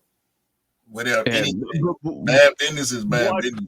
We can separate these things, bro. The release got postponed, first of all. So they had ample time to get their business together. And Nike sent them pairs. Nike gave all the pairs to them. And so that wasn't Born and Raised who got flooded. Yeah, it was a different boutique. It's a different. That had to do with Nike. Then it had to do with Born and Raised. So bad business is bad business.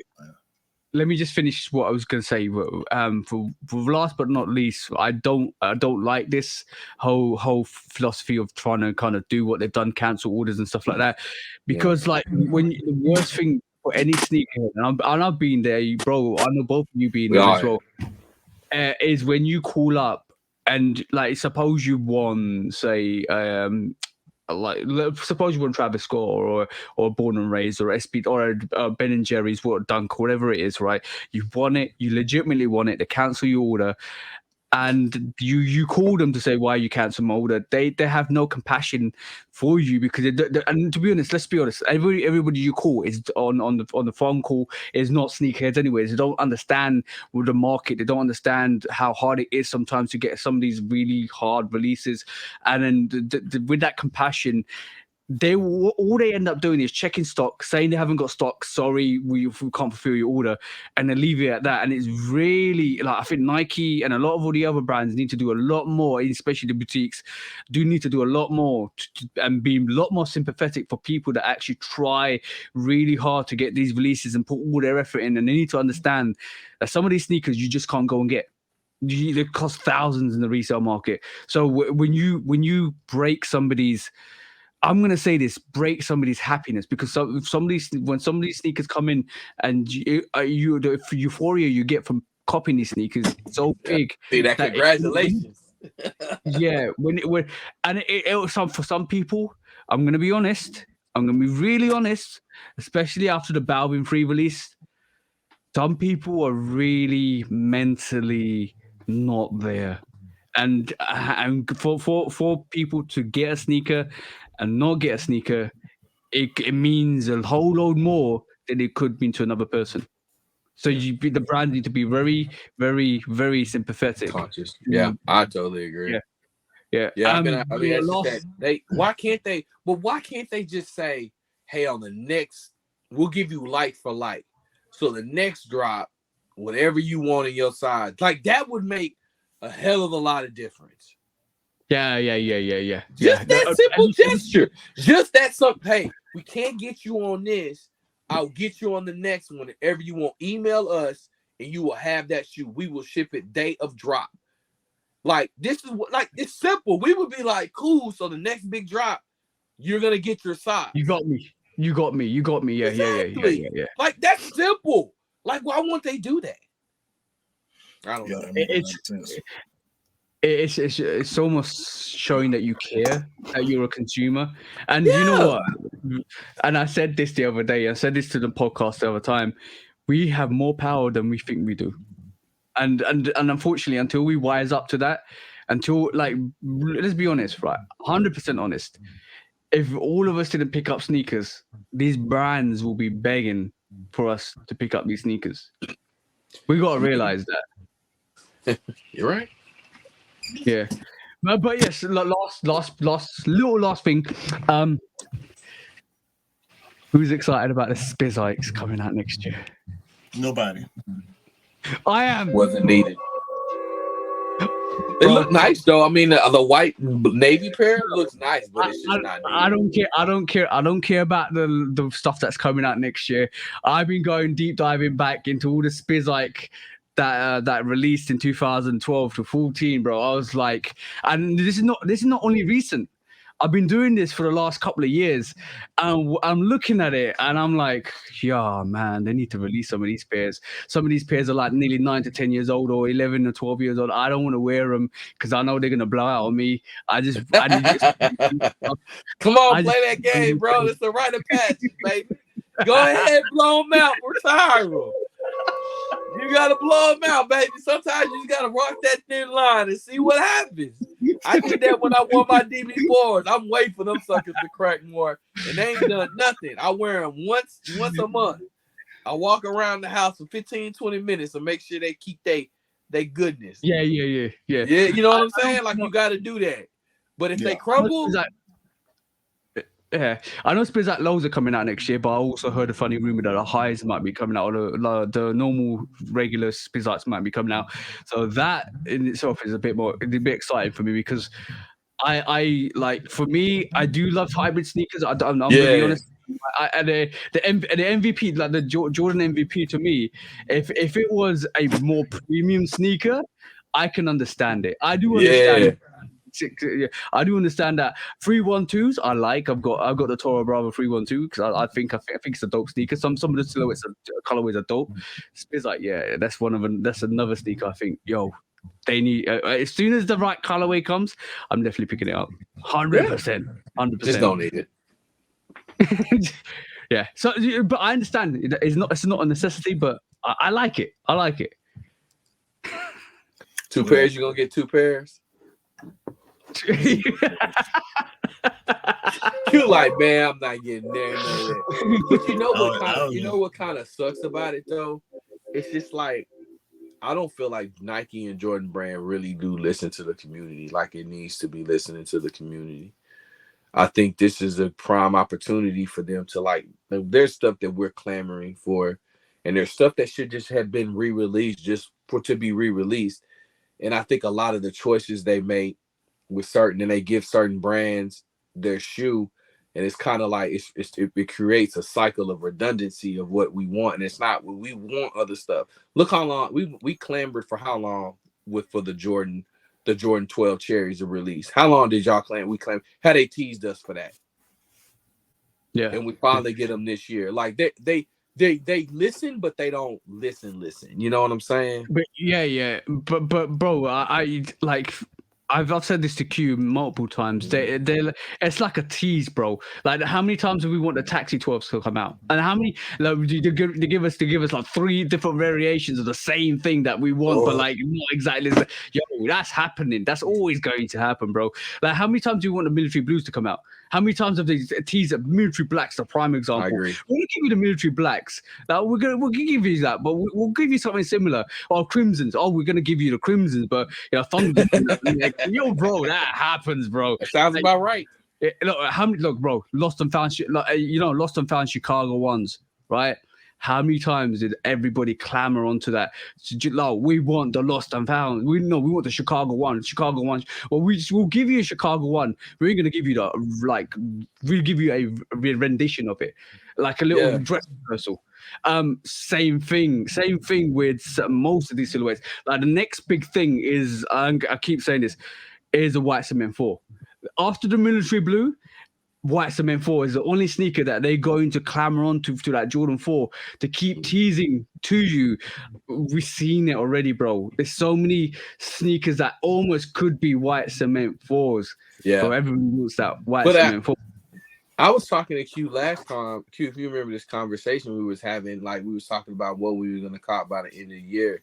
And I think me and you were both at like less than 3 or 4 shoes. I think you was at like 2. And you can kind of tell that it's going back to they're not giving us what we really want. Like they're not appealing to us in a certain way. I'm not putting that as a whole blame, but it's very odd that I've come into the last quarter of sneaker copping and I've got maybe less than 3 or 4 pairs of shoes to close out the next 3 months. Like that is very odd to me. Very odd. Yeah. The spacing and the timing on some of the releases. Yeah, you feel me? That we really wanted. The rumors about this OG versus that OG. The anniversary years, not getting the pairs that we expect or we would like to get on anniversary years, like all that stuff. Like the year was, what happened to the Raptor 7? Yeah. What happened to the Raptor 7? They skipped over that and gave us the Cardinal. Nothing wrong with the Cardinal. The Cardinal did an excellent job. What happened? What happened to the Legend Blues 11s that were supposed to be coming out this year? Well, might come out next year. The 11 thing, that's a toss up. That's gonna always be a toss up. But I'm talking about the anniversary years. The year of the 5 was the year of the 5. The year of the 6 was the year of the 6. Yeah, we got 7 was not the year of the 7. Was not year of the 8. The year of the 8, we got a playoff.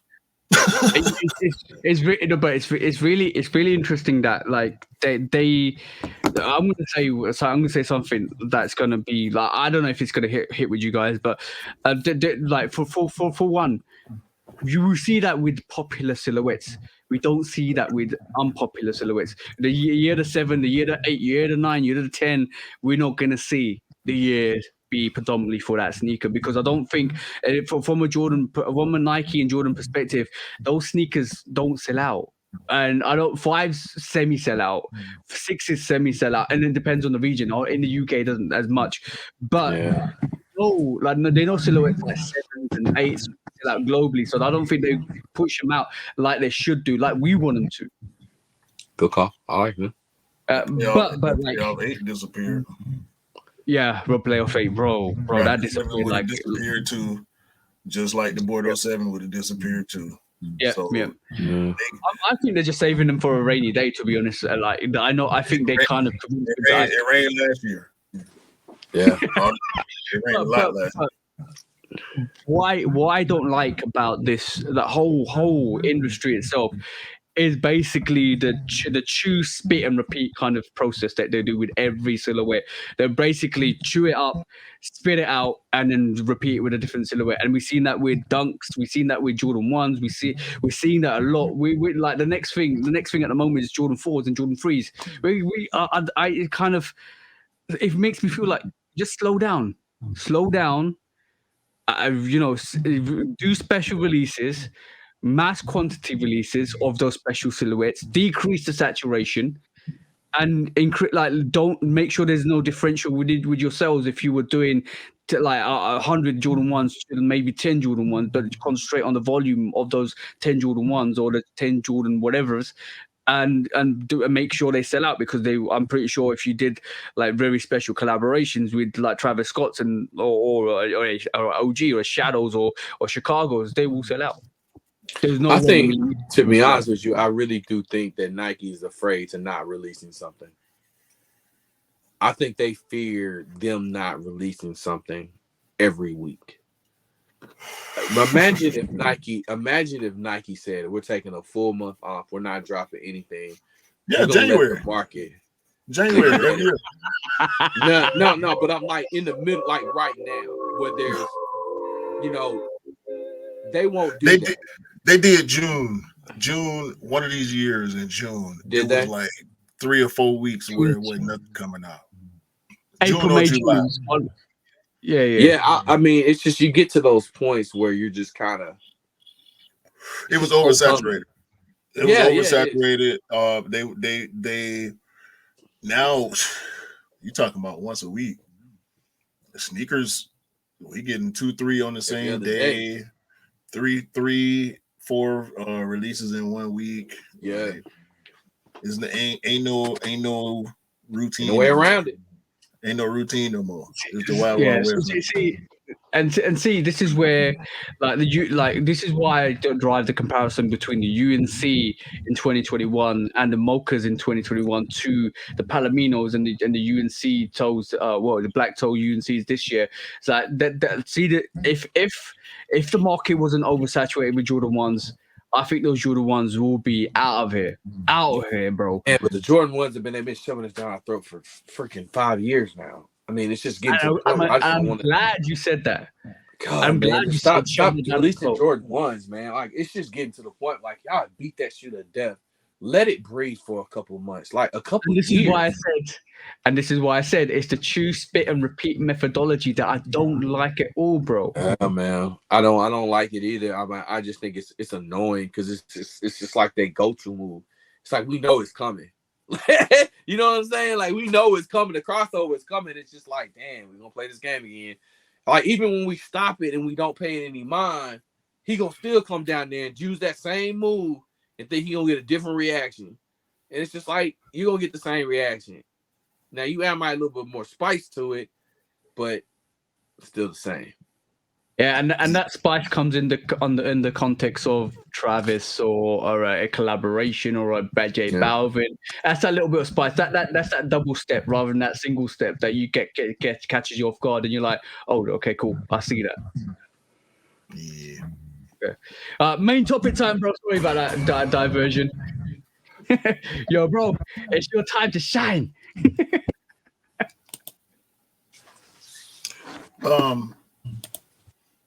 What's going on with Dot Swoosh? What are they doing? What why should we invest in Dot Swoosh?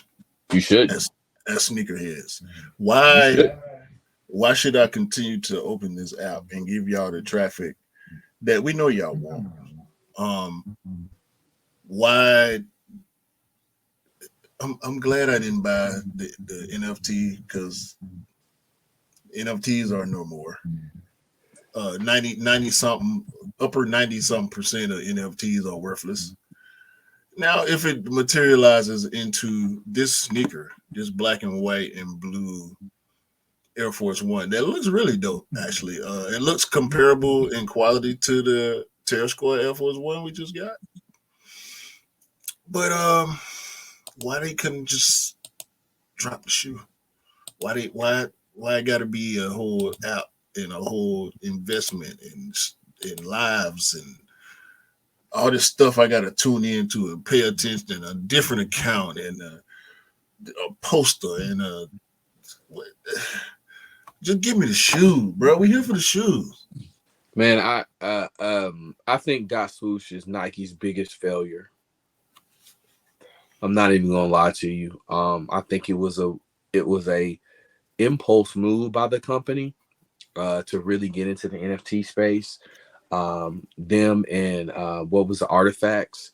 I think it was it played well, but the one thing they never settled in crypto is the legitimacy of it and where the money lies and the value, the up and down market. They never satisfied the community, a sneaker community wants intangibles. They want to hold shoes. We don't give a darn about having them digitally on Minecraft. They don't do nothing for my Instagram. It doesn't do anything. They don't do nothing for my people. If Q calls me or TJ calls me and say, hey, I want to see what this shoe looks like, I'm not gonna send him a link to my digital wallet of what it is. I'm gonna say, which one did you want to see? Did you want to see the Safari, or did you want me to take it back to the basics and just keep it just with the trainers? I don't need to send you a link. My reason for saying that, they had no direct timeline for what they wanted to do with Dot Swoosh. It was smoke and mirrors. It was literally, we're gonna do this. This was coming. Nike has don't forget what Nike is and how they do and how they play the game. When they want to get something across to you, they ain't got no problem doing it. When they want to know you is coming, they gonna tell you. There was no direct timeline of what you were getting, what time you were getting. There was nothing. Another thing that made it a failure was the process wasn't clear. Okay, you get into this, you get to choose that, but then you'll maybe have to raffle that. Then you'll get a box. Well, choose your box. Well, we can't ship the box because it's in your digital wallet. Well, you'll be able to at some point. Why don't you? Well, it's only to you. Well, guess what? 2 weeks later, everybody can get a box. Do you want some more boxes? We got some more boxes. What am I doing here? What am I doing? I'm here for shoes. What am I doing here?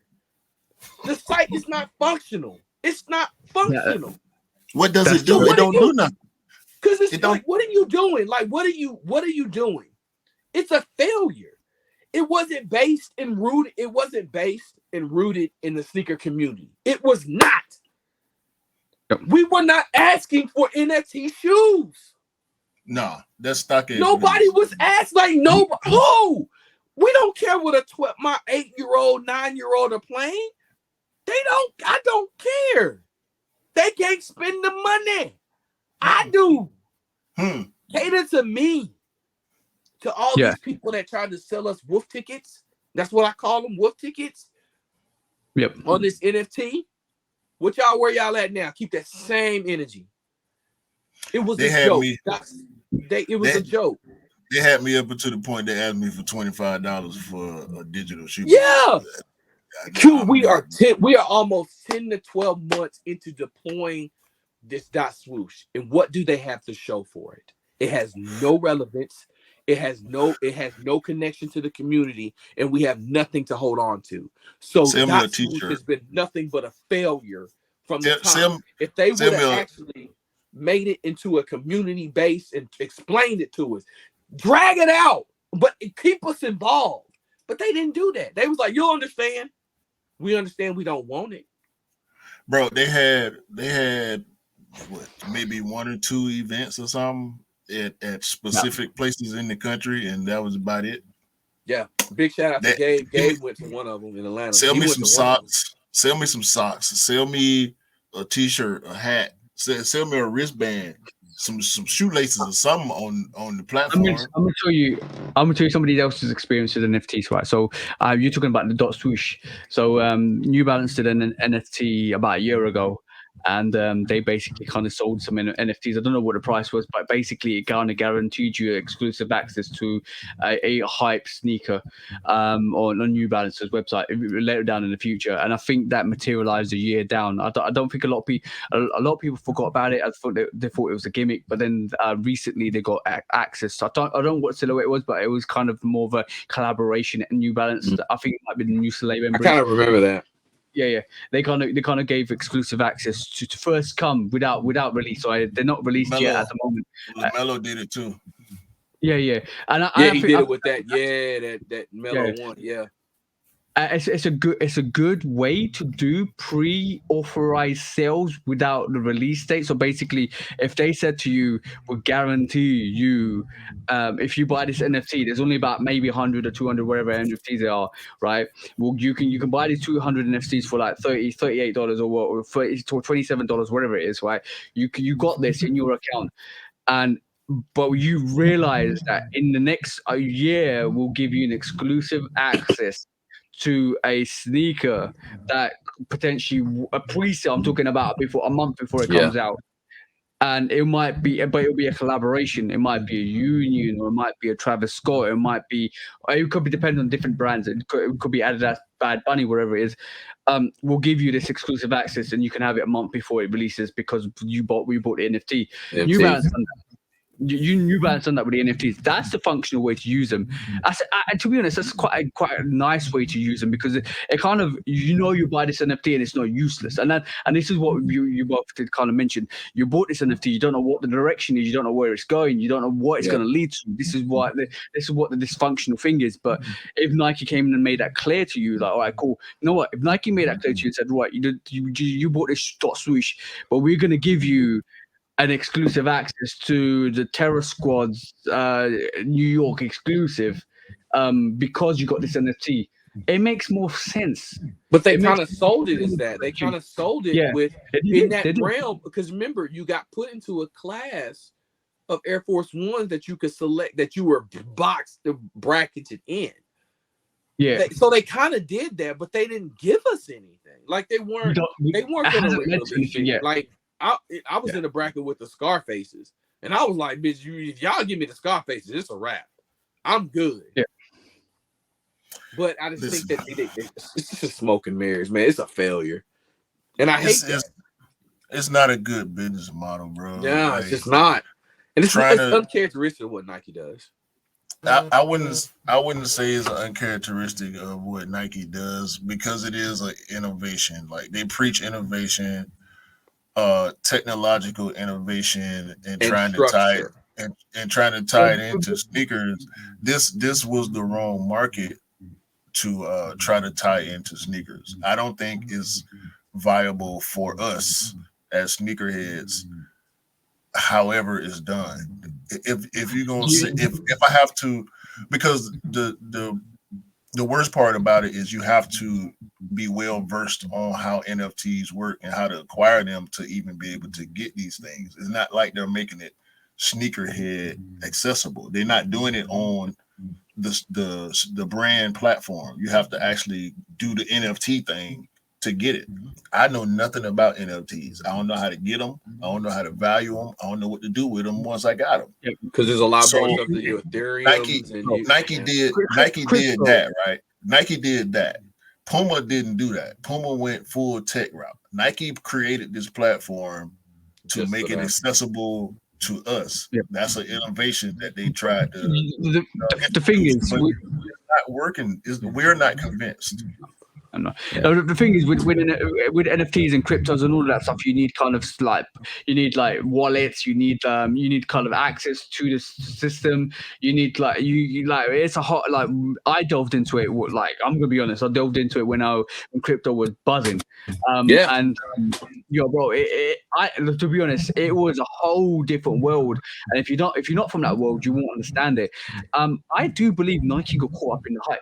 in the crypto hype, in the NFT crypto hype, because that's the only way, that's where it derived from. And then without that, I don't think they would have ever done that.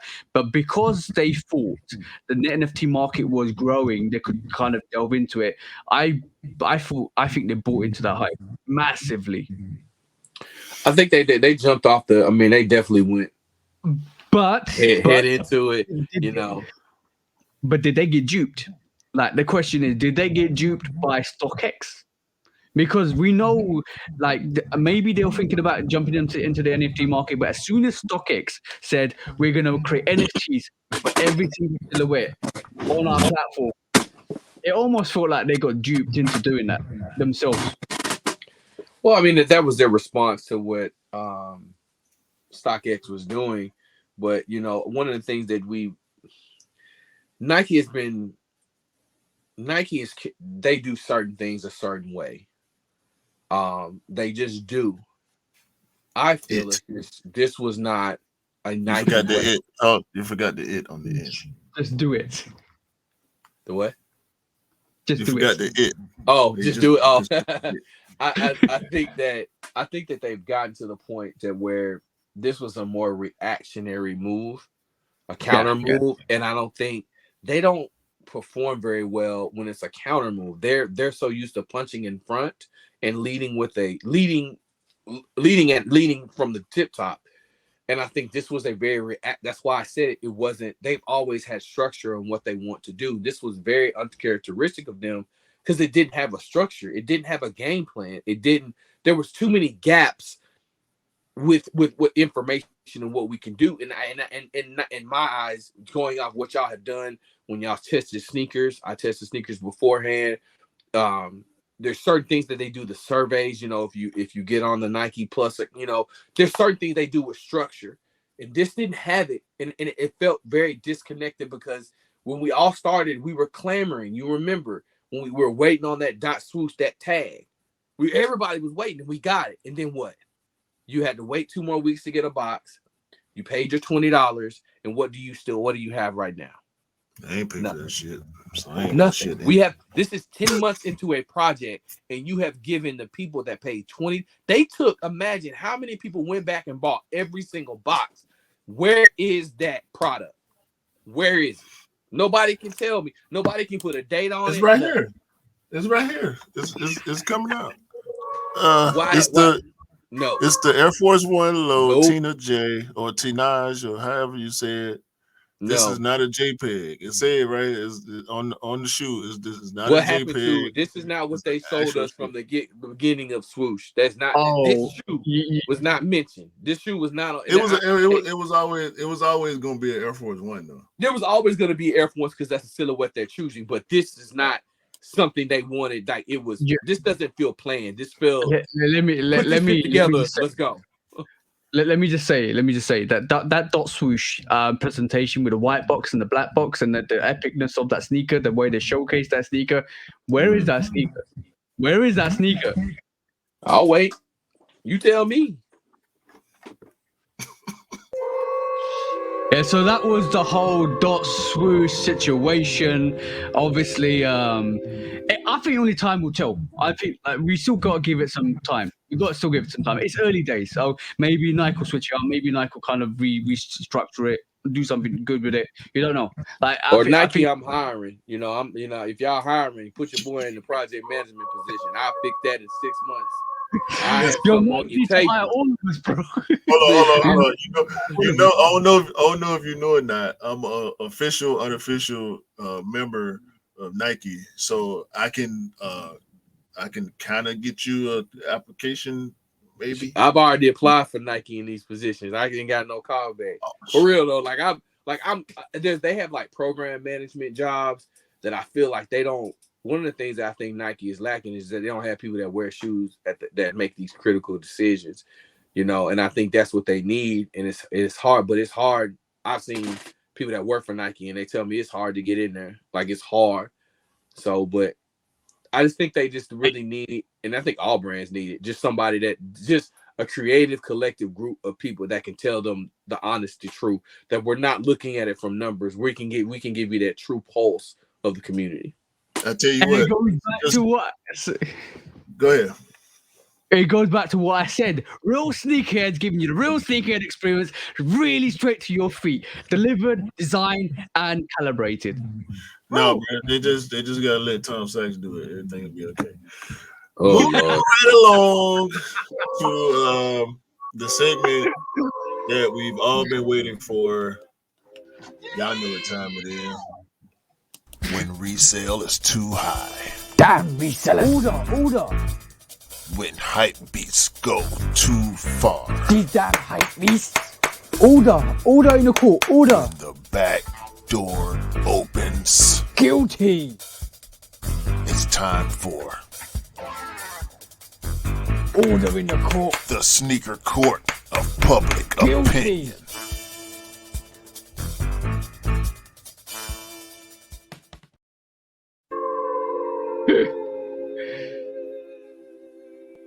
Guilty. Welcome back to the shoe court. I can't remember.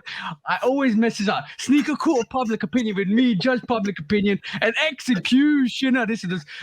I need to get this right every single time I mess up. And we got Killer Miller in the house to give us the verdicts, to give us the debates, to give us the court case for today. What is up, bro? What's up, man? Give us the court case today. Man, I'm gonna get situated because I'm gonna treat this like I'm in court. So I'm gonna stand up for y'all. We're gonna treat y'all like I'm in court. Yeah, we gonna treat y'all like court. Oh my goodness. So Yeah. the case of why is Nike doing this with StockX is now in session. Mr. Miller, present your case, sir, please. I just want to take the time out and say I appreciate the court giving me this time to kind of present my case. Today's court case is going to be about the reason why Nike really doesn't care what StockX has done. I'm going to present to you a case of why I think that that Nike really doesn't care about the authentication process of StockX. Mm. Now, during my case, I will state facts. I will go ahead and give you testimony. I don't have the links because my pointer stopped working, so I apologize. But you should be able to follow along whatever the device you can, because guess what? You can do two things at once with your phone. So as I'm talking, you can Google these and find out that the answer does lie correct. Now, I'm going to go ahead and start this by saying, Nike, we appreciate everything you do. As you can kind of see, Nike, I'm a whore. I'm a Nike whore. And I love your product. I do. I have no complaints. But I would like you to stop these fraudulent claims that you have against StockX when you're not playing equal claim to everybody. This community is built off fairness, equal opportunities. So we're going to have to ask, why ain't you tagged GOAT? Why ain't you tagged eBay? But you have this particular case that you seem to keep kicking down the store. So I'm gonna say, if you were really concerned, why haven't you presented your case on the fact that the process has not been shown? Yes, I mean the process. Isn't that the biggest thing that could end this case very quickly? Is the process? Oh, you mean to tell me we can do some on case and go to your shops and learn how to do your product? Do all that? You could ask for that, but you haven't done it. So explain it to me like I'm five, like you actually do mean, if this is the biggest issue, that's the elephant in the room, why you keep giving it peanuts? Like, you can end this very quickly. Show me how you got there. Show me what you do. But no, Nike, you think you're standing up for us, for all those people that took fakes from StockX and GOAT and eBay. You think you're standing up for us, but you're not. You are flailing. You're failing. You're not helping us. How can you help us? If you're going to help us, are you going to recoup some of the money? No, you don't have any plans for that. Are you going to help us get our money back when it comes to the stuff we had in the past? No, you're not going to help us with that. But you're going to keep filing these cases against StockX to prove their authenticity. Well, but you will not address the issues of how they're getting your product that's coming from your factories first. Tell You it. are not have a plan of execution to find out to stop your product being stolen off the boats. We don't see that, but you care about us. But you Well, care. You have no plans to build yet so training course to learn your authenticity of your product. You don't have that. So I'm trying to understand, who are you here for? What is this stink about? When Nike wants to get something across, they tell us. Anytime Nike wants to prove a point, they give you examples. What examples have they given the court up to this day? Nothing. None. They have no plan of execution, people. They have no people that's going to give expert testimony of what they've done and haven't done. We have fake statistics. We need to know, what else are you investigating? Are you only investigating this? Where is your equal opportunity when it comes to putting a panel together to help fill and build a coalition to help fix this problem? Why isn't the things in place? They have way more. I'm gonna keep going. Go for it, bro. Go Why for have it. they not? Why have they not attacked Go? Why have they not attacked eBay in spaces? Why are they particularly worried about StockX? Do you think we don't have problem with Go? I can give you personal experience of the craziness I've gone with in the court, but I won't. But I just need to know, why haven't we given a clear and concise move on why you have actually targeted StockX so much? As earlier in the court, I had a testimony of Mr. TJ come in. He said during the testimony, he said, listen, Nike's going to do what Nike's going to do. They have a plan. This doesn't seem like a plan. This seems like they're trying to draw our attention for something else. If Nike cared about us, in which they keep telling us they do, and this is the reason why they're taking that stand, why can't they fix the app they've had in development for 5 years? Where is the fairness? They complain, they say they're supposed to have for us in the community. Yet, and still, the main driver for us to get stuff is gone. We can't get in. Card declined. Access denied. But, hey guys, we're focusing on StockX. We're not going to tell you what we're focusing on, but we're focusing on it. If they wanted to stop this at the end of the day, the court, I think they would have done it. Nike has an unlimited war chest of how to do things, yet they haven't pulled it out.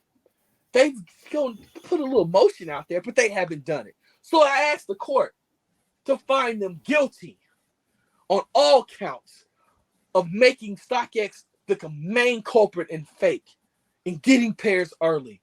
I asked that you charge them in full and make them set up a plan, make them have discipline when it comes to doing the things that they need to do on this app.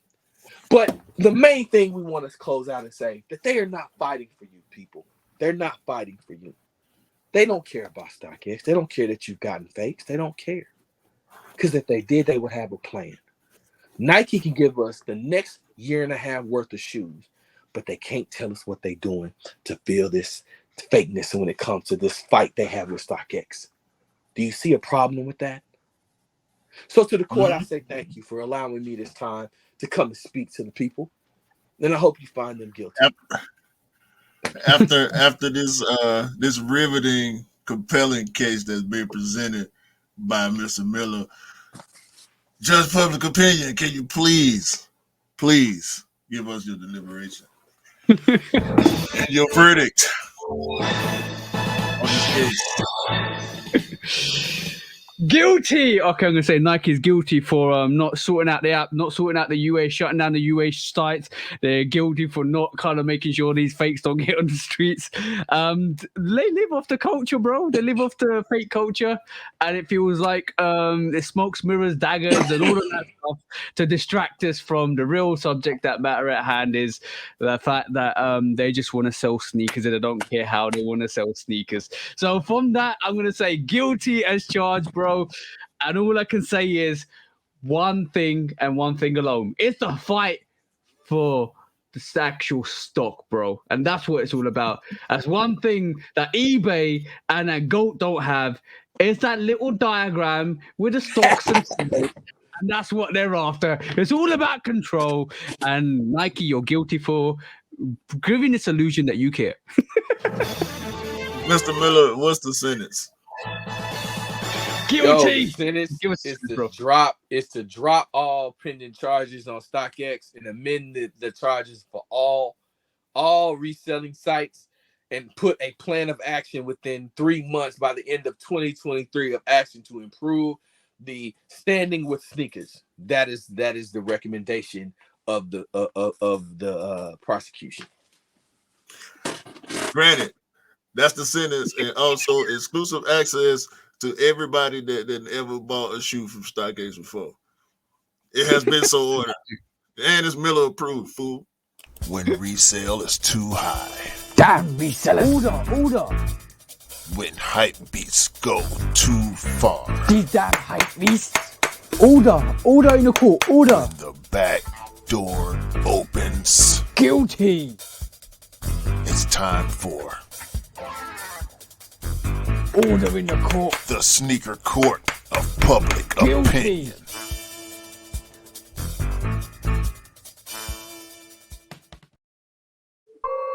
That was an interesting sneaker court public opinion, even if I can't say it at the start, but I still remember at the end. That's the most important thing. I've always said this. It's I know you're laughing because I messed it up. I always said this, right? It's all about control over valuation, bro.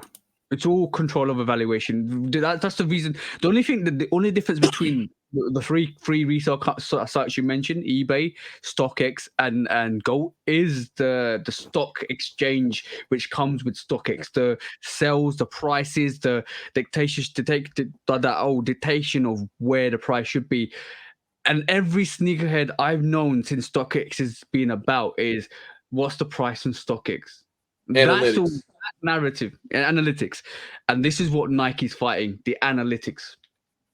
Yeah, I think that I'm not absolving that StockX has its issues.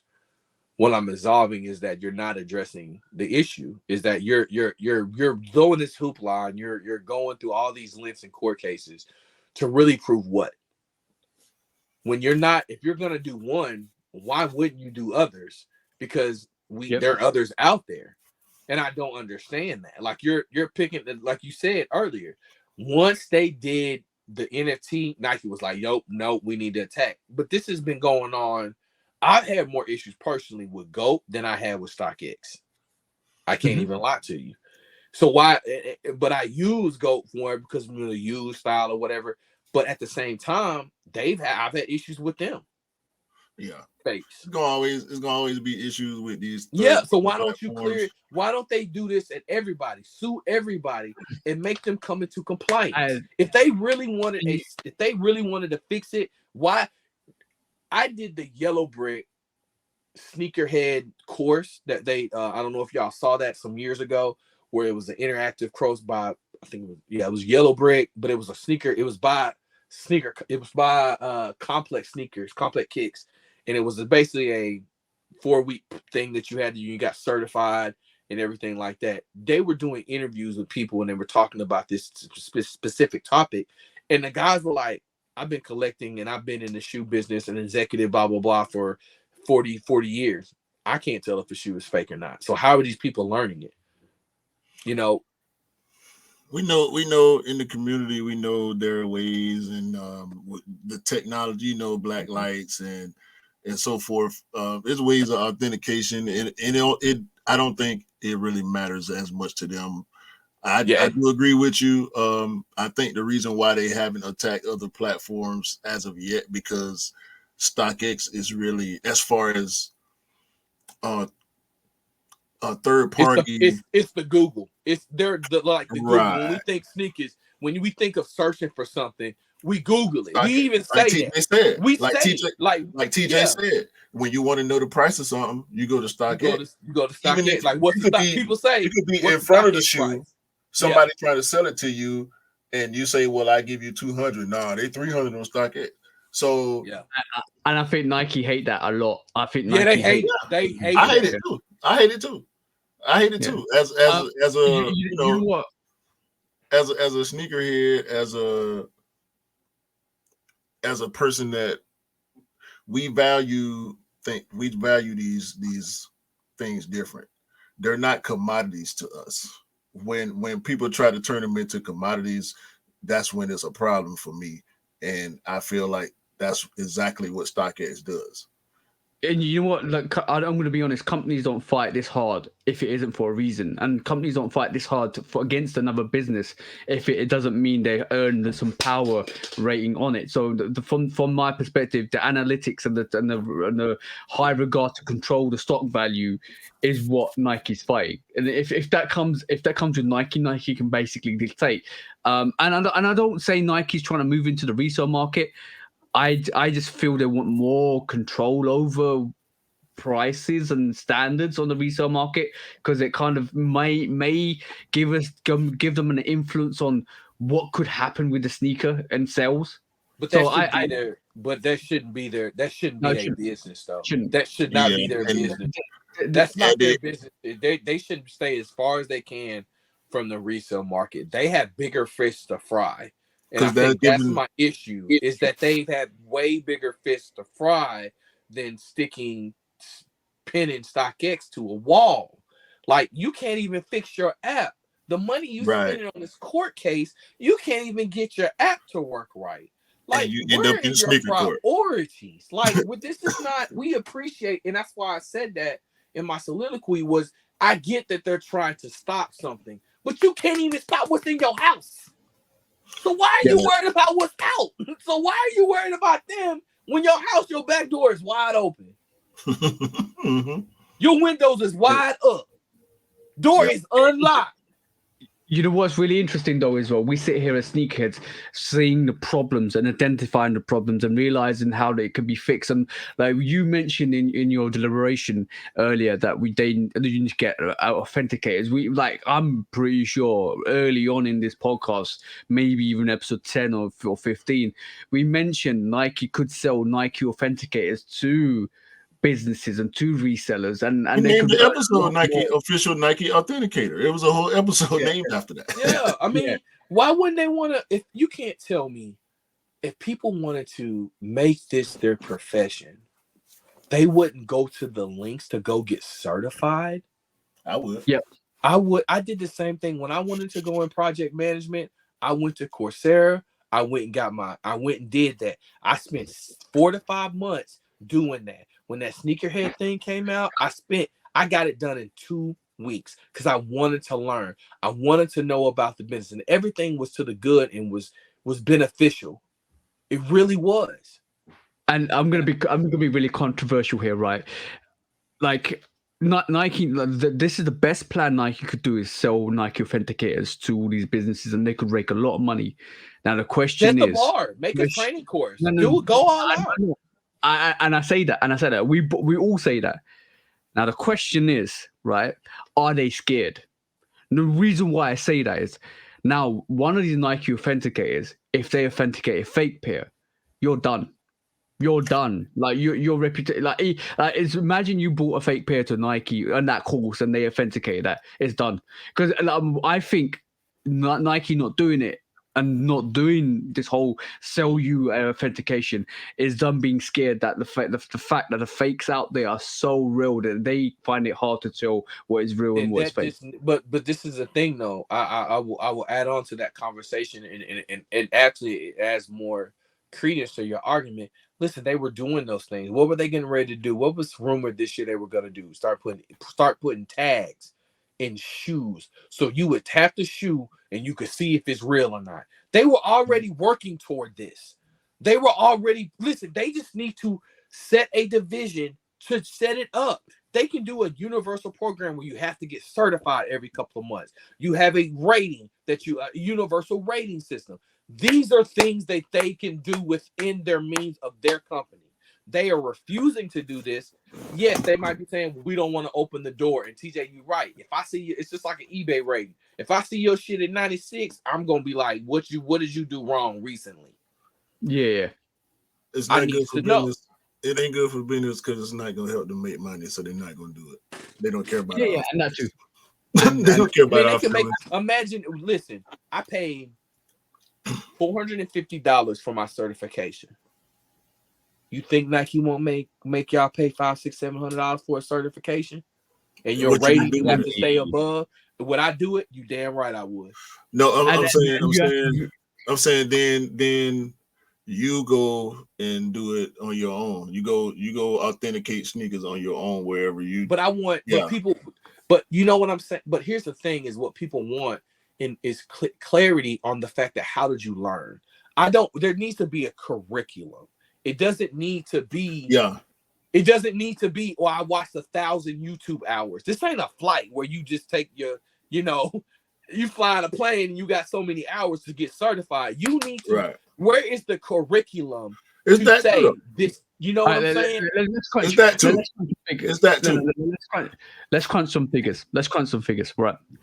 How much do you think they should sell that authentication course for? How much is it a baseline price? Yeah. No less than 50, no more than 75. Well, per person, yeah, to come on that course. Right. Oh, you talking about how much they would cost for the course?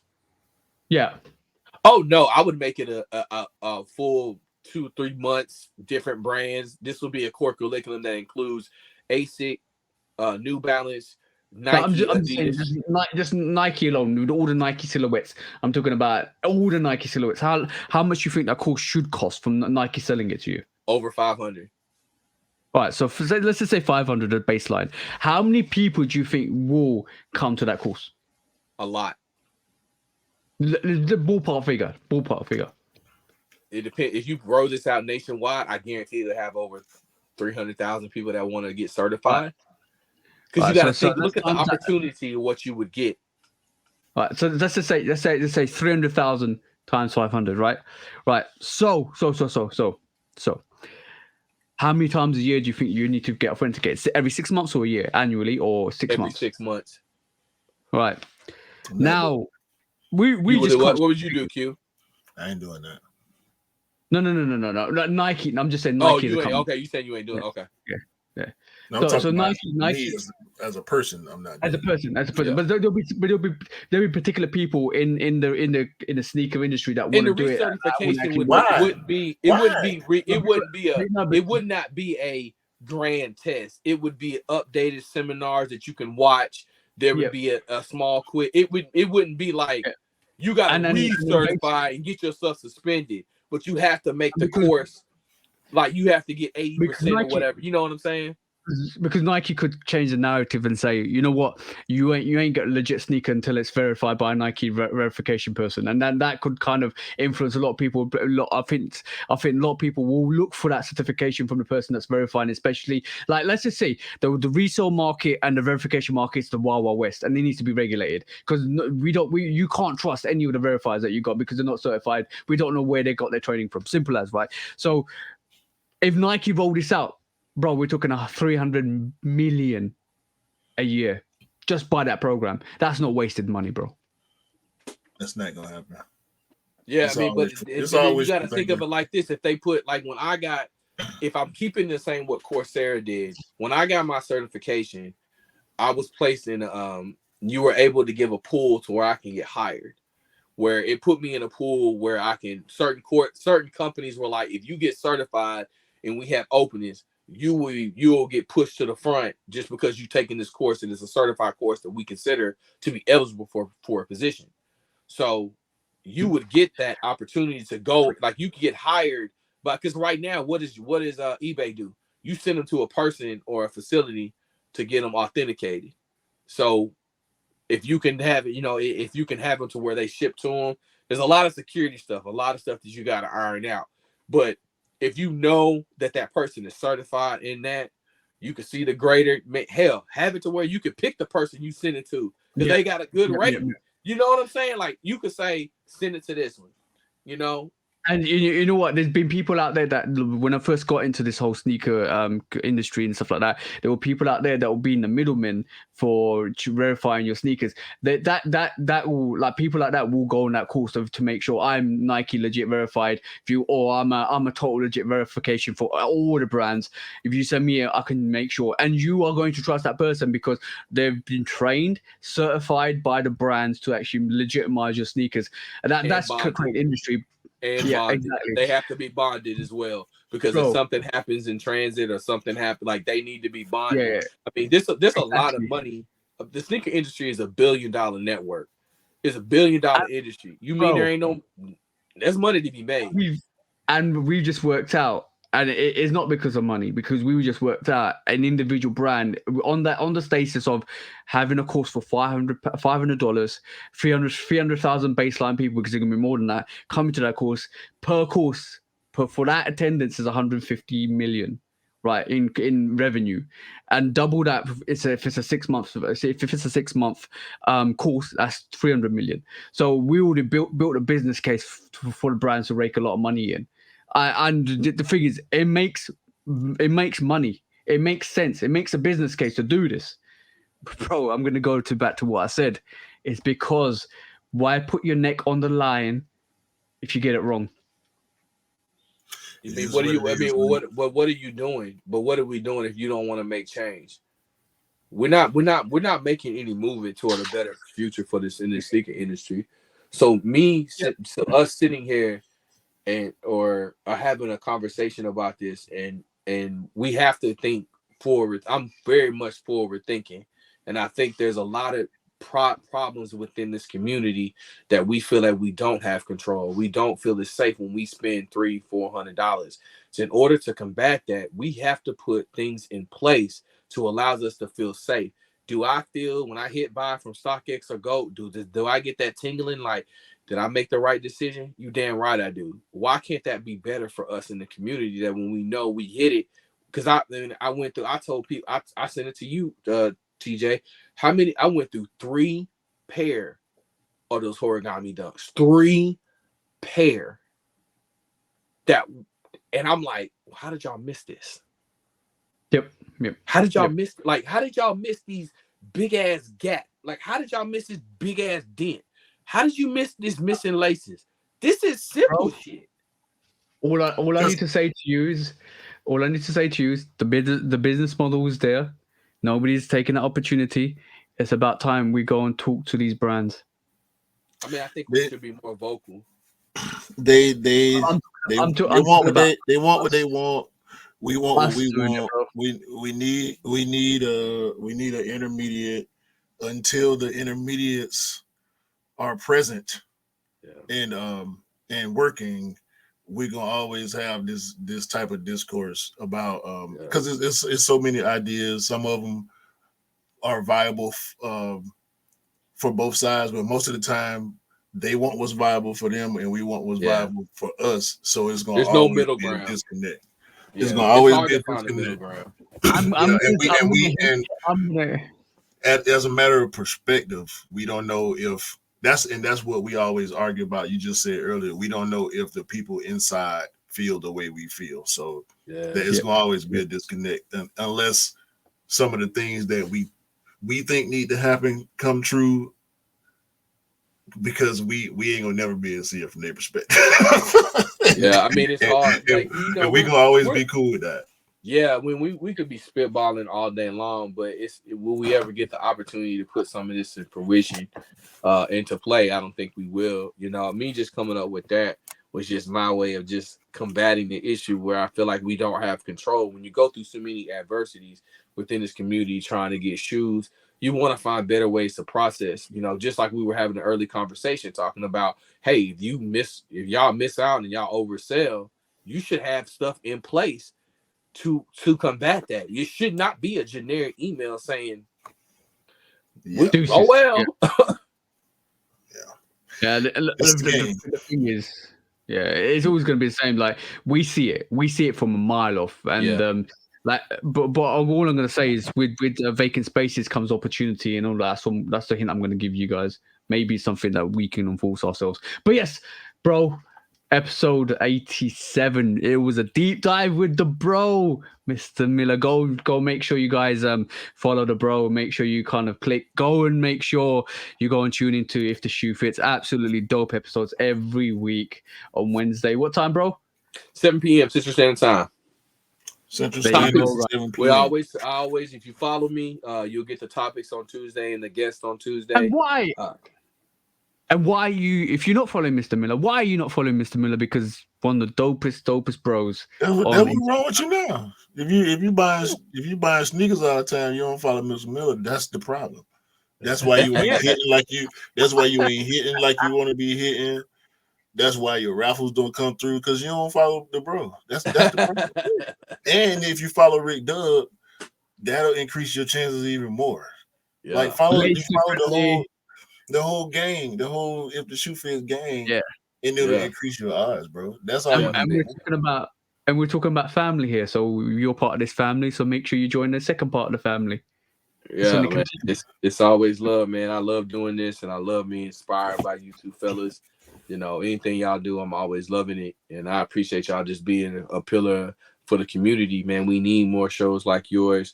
You are a shining example of what stick-to-itness and authenticity means when it comes to these shows. You guys are a collective too that play off each other in a magnificent way. I don't ever look at your content and feel like it's made up or it's manufactured. This is the real and what you get, and I appreciate that as a creator because I can follow you guys and be inspired.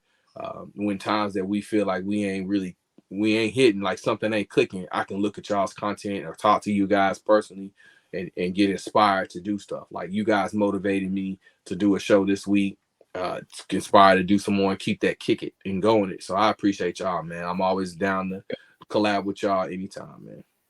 Yeah, bro. Yes, sir. We Miller approved. Hey, you talking about? And that's a huge compliment. That's a huge compliment. I just want to give a big shout. I just want to give a big shout out to the whole Scuff crew and If the Shoe Fits, man. I love y'all, man. Y'all my squad. That goes down to Lace, which is Greg. It goes down to Rick Dub. It goes down to Kiki. It goes down to Aaron. It goes down to Dustin. It goes down to Gabe. It goes down to Erica. It goes down to Steph. It goes down. That's my whole crew. And, big shout out to y'all. Big shout out to everybody out there. Yeah. And you know what? It's all about collaborations and inspirations. So basically, we all inspire each other to do better. That's what it's all about, holding ourselves to standards. Sometimes the brands need to learn how to hold things to standards, and that's the main thing about it all the time. We mentioned that last week. We are accountable for the brands. We have to be all the time. Amen. Otherwise they'll run riot. And we won't see we won't like half the stuff they come out with. Let's be honest. We make the names in these streets. Nobody else. Hey, I want everybody out there to do all three of us a favor. Y'all make sure y'all have a great day, great week, great month, and end the year all right, man. Go get you some Dot Swoosh Air Force Ones, man, because they probably gonna see. Help the brands out. We love Nike. Just go buy the shoe, bro. Take it back. You can wear it. You can wear it and take it back after before 60 days too. You can go beat it. Let's help the Nike refurbishment program. They need good call. And get the Dornbecker Threes that you want because you all love the Dornbecker Threes that you like. No. I'm getting the Dornbecker Threes. Let's everybody do the raffles for size 11. Hey man, I got your back. If I don't like them, man, I got you. If I don't like them, I got you. No, you don't like them anyway.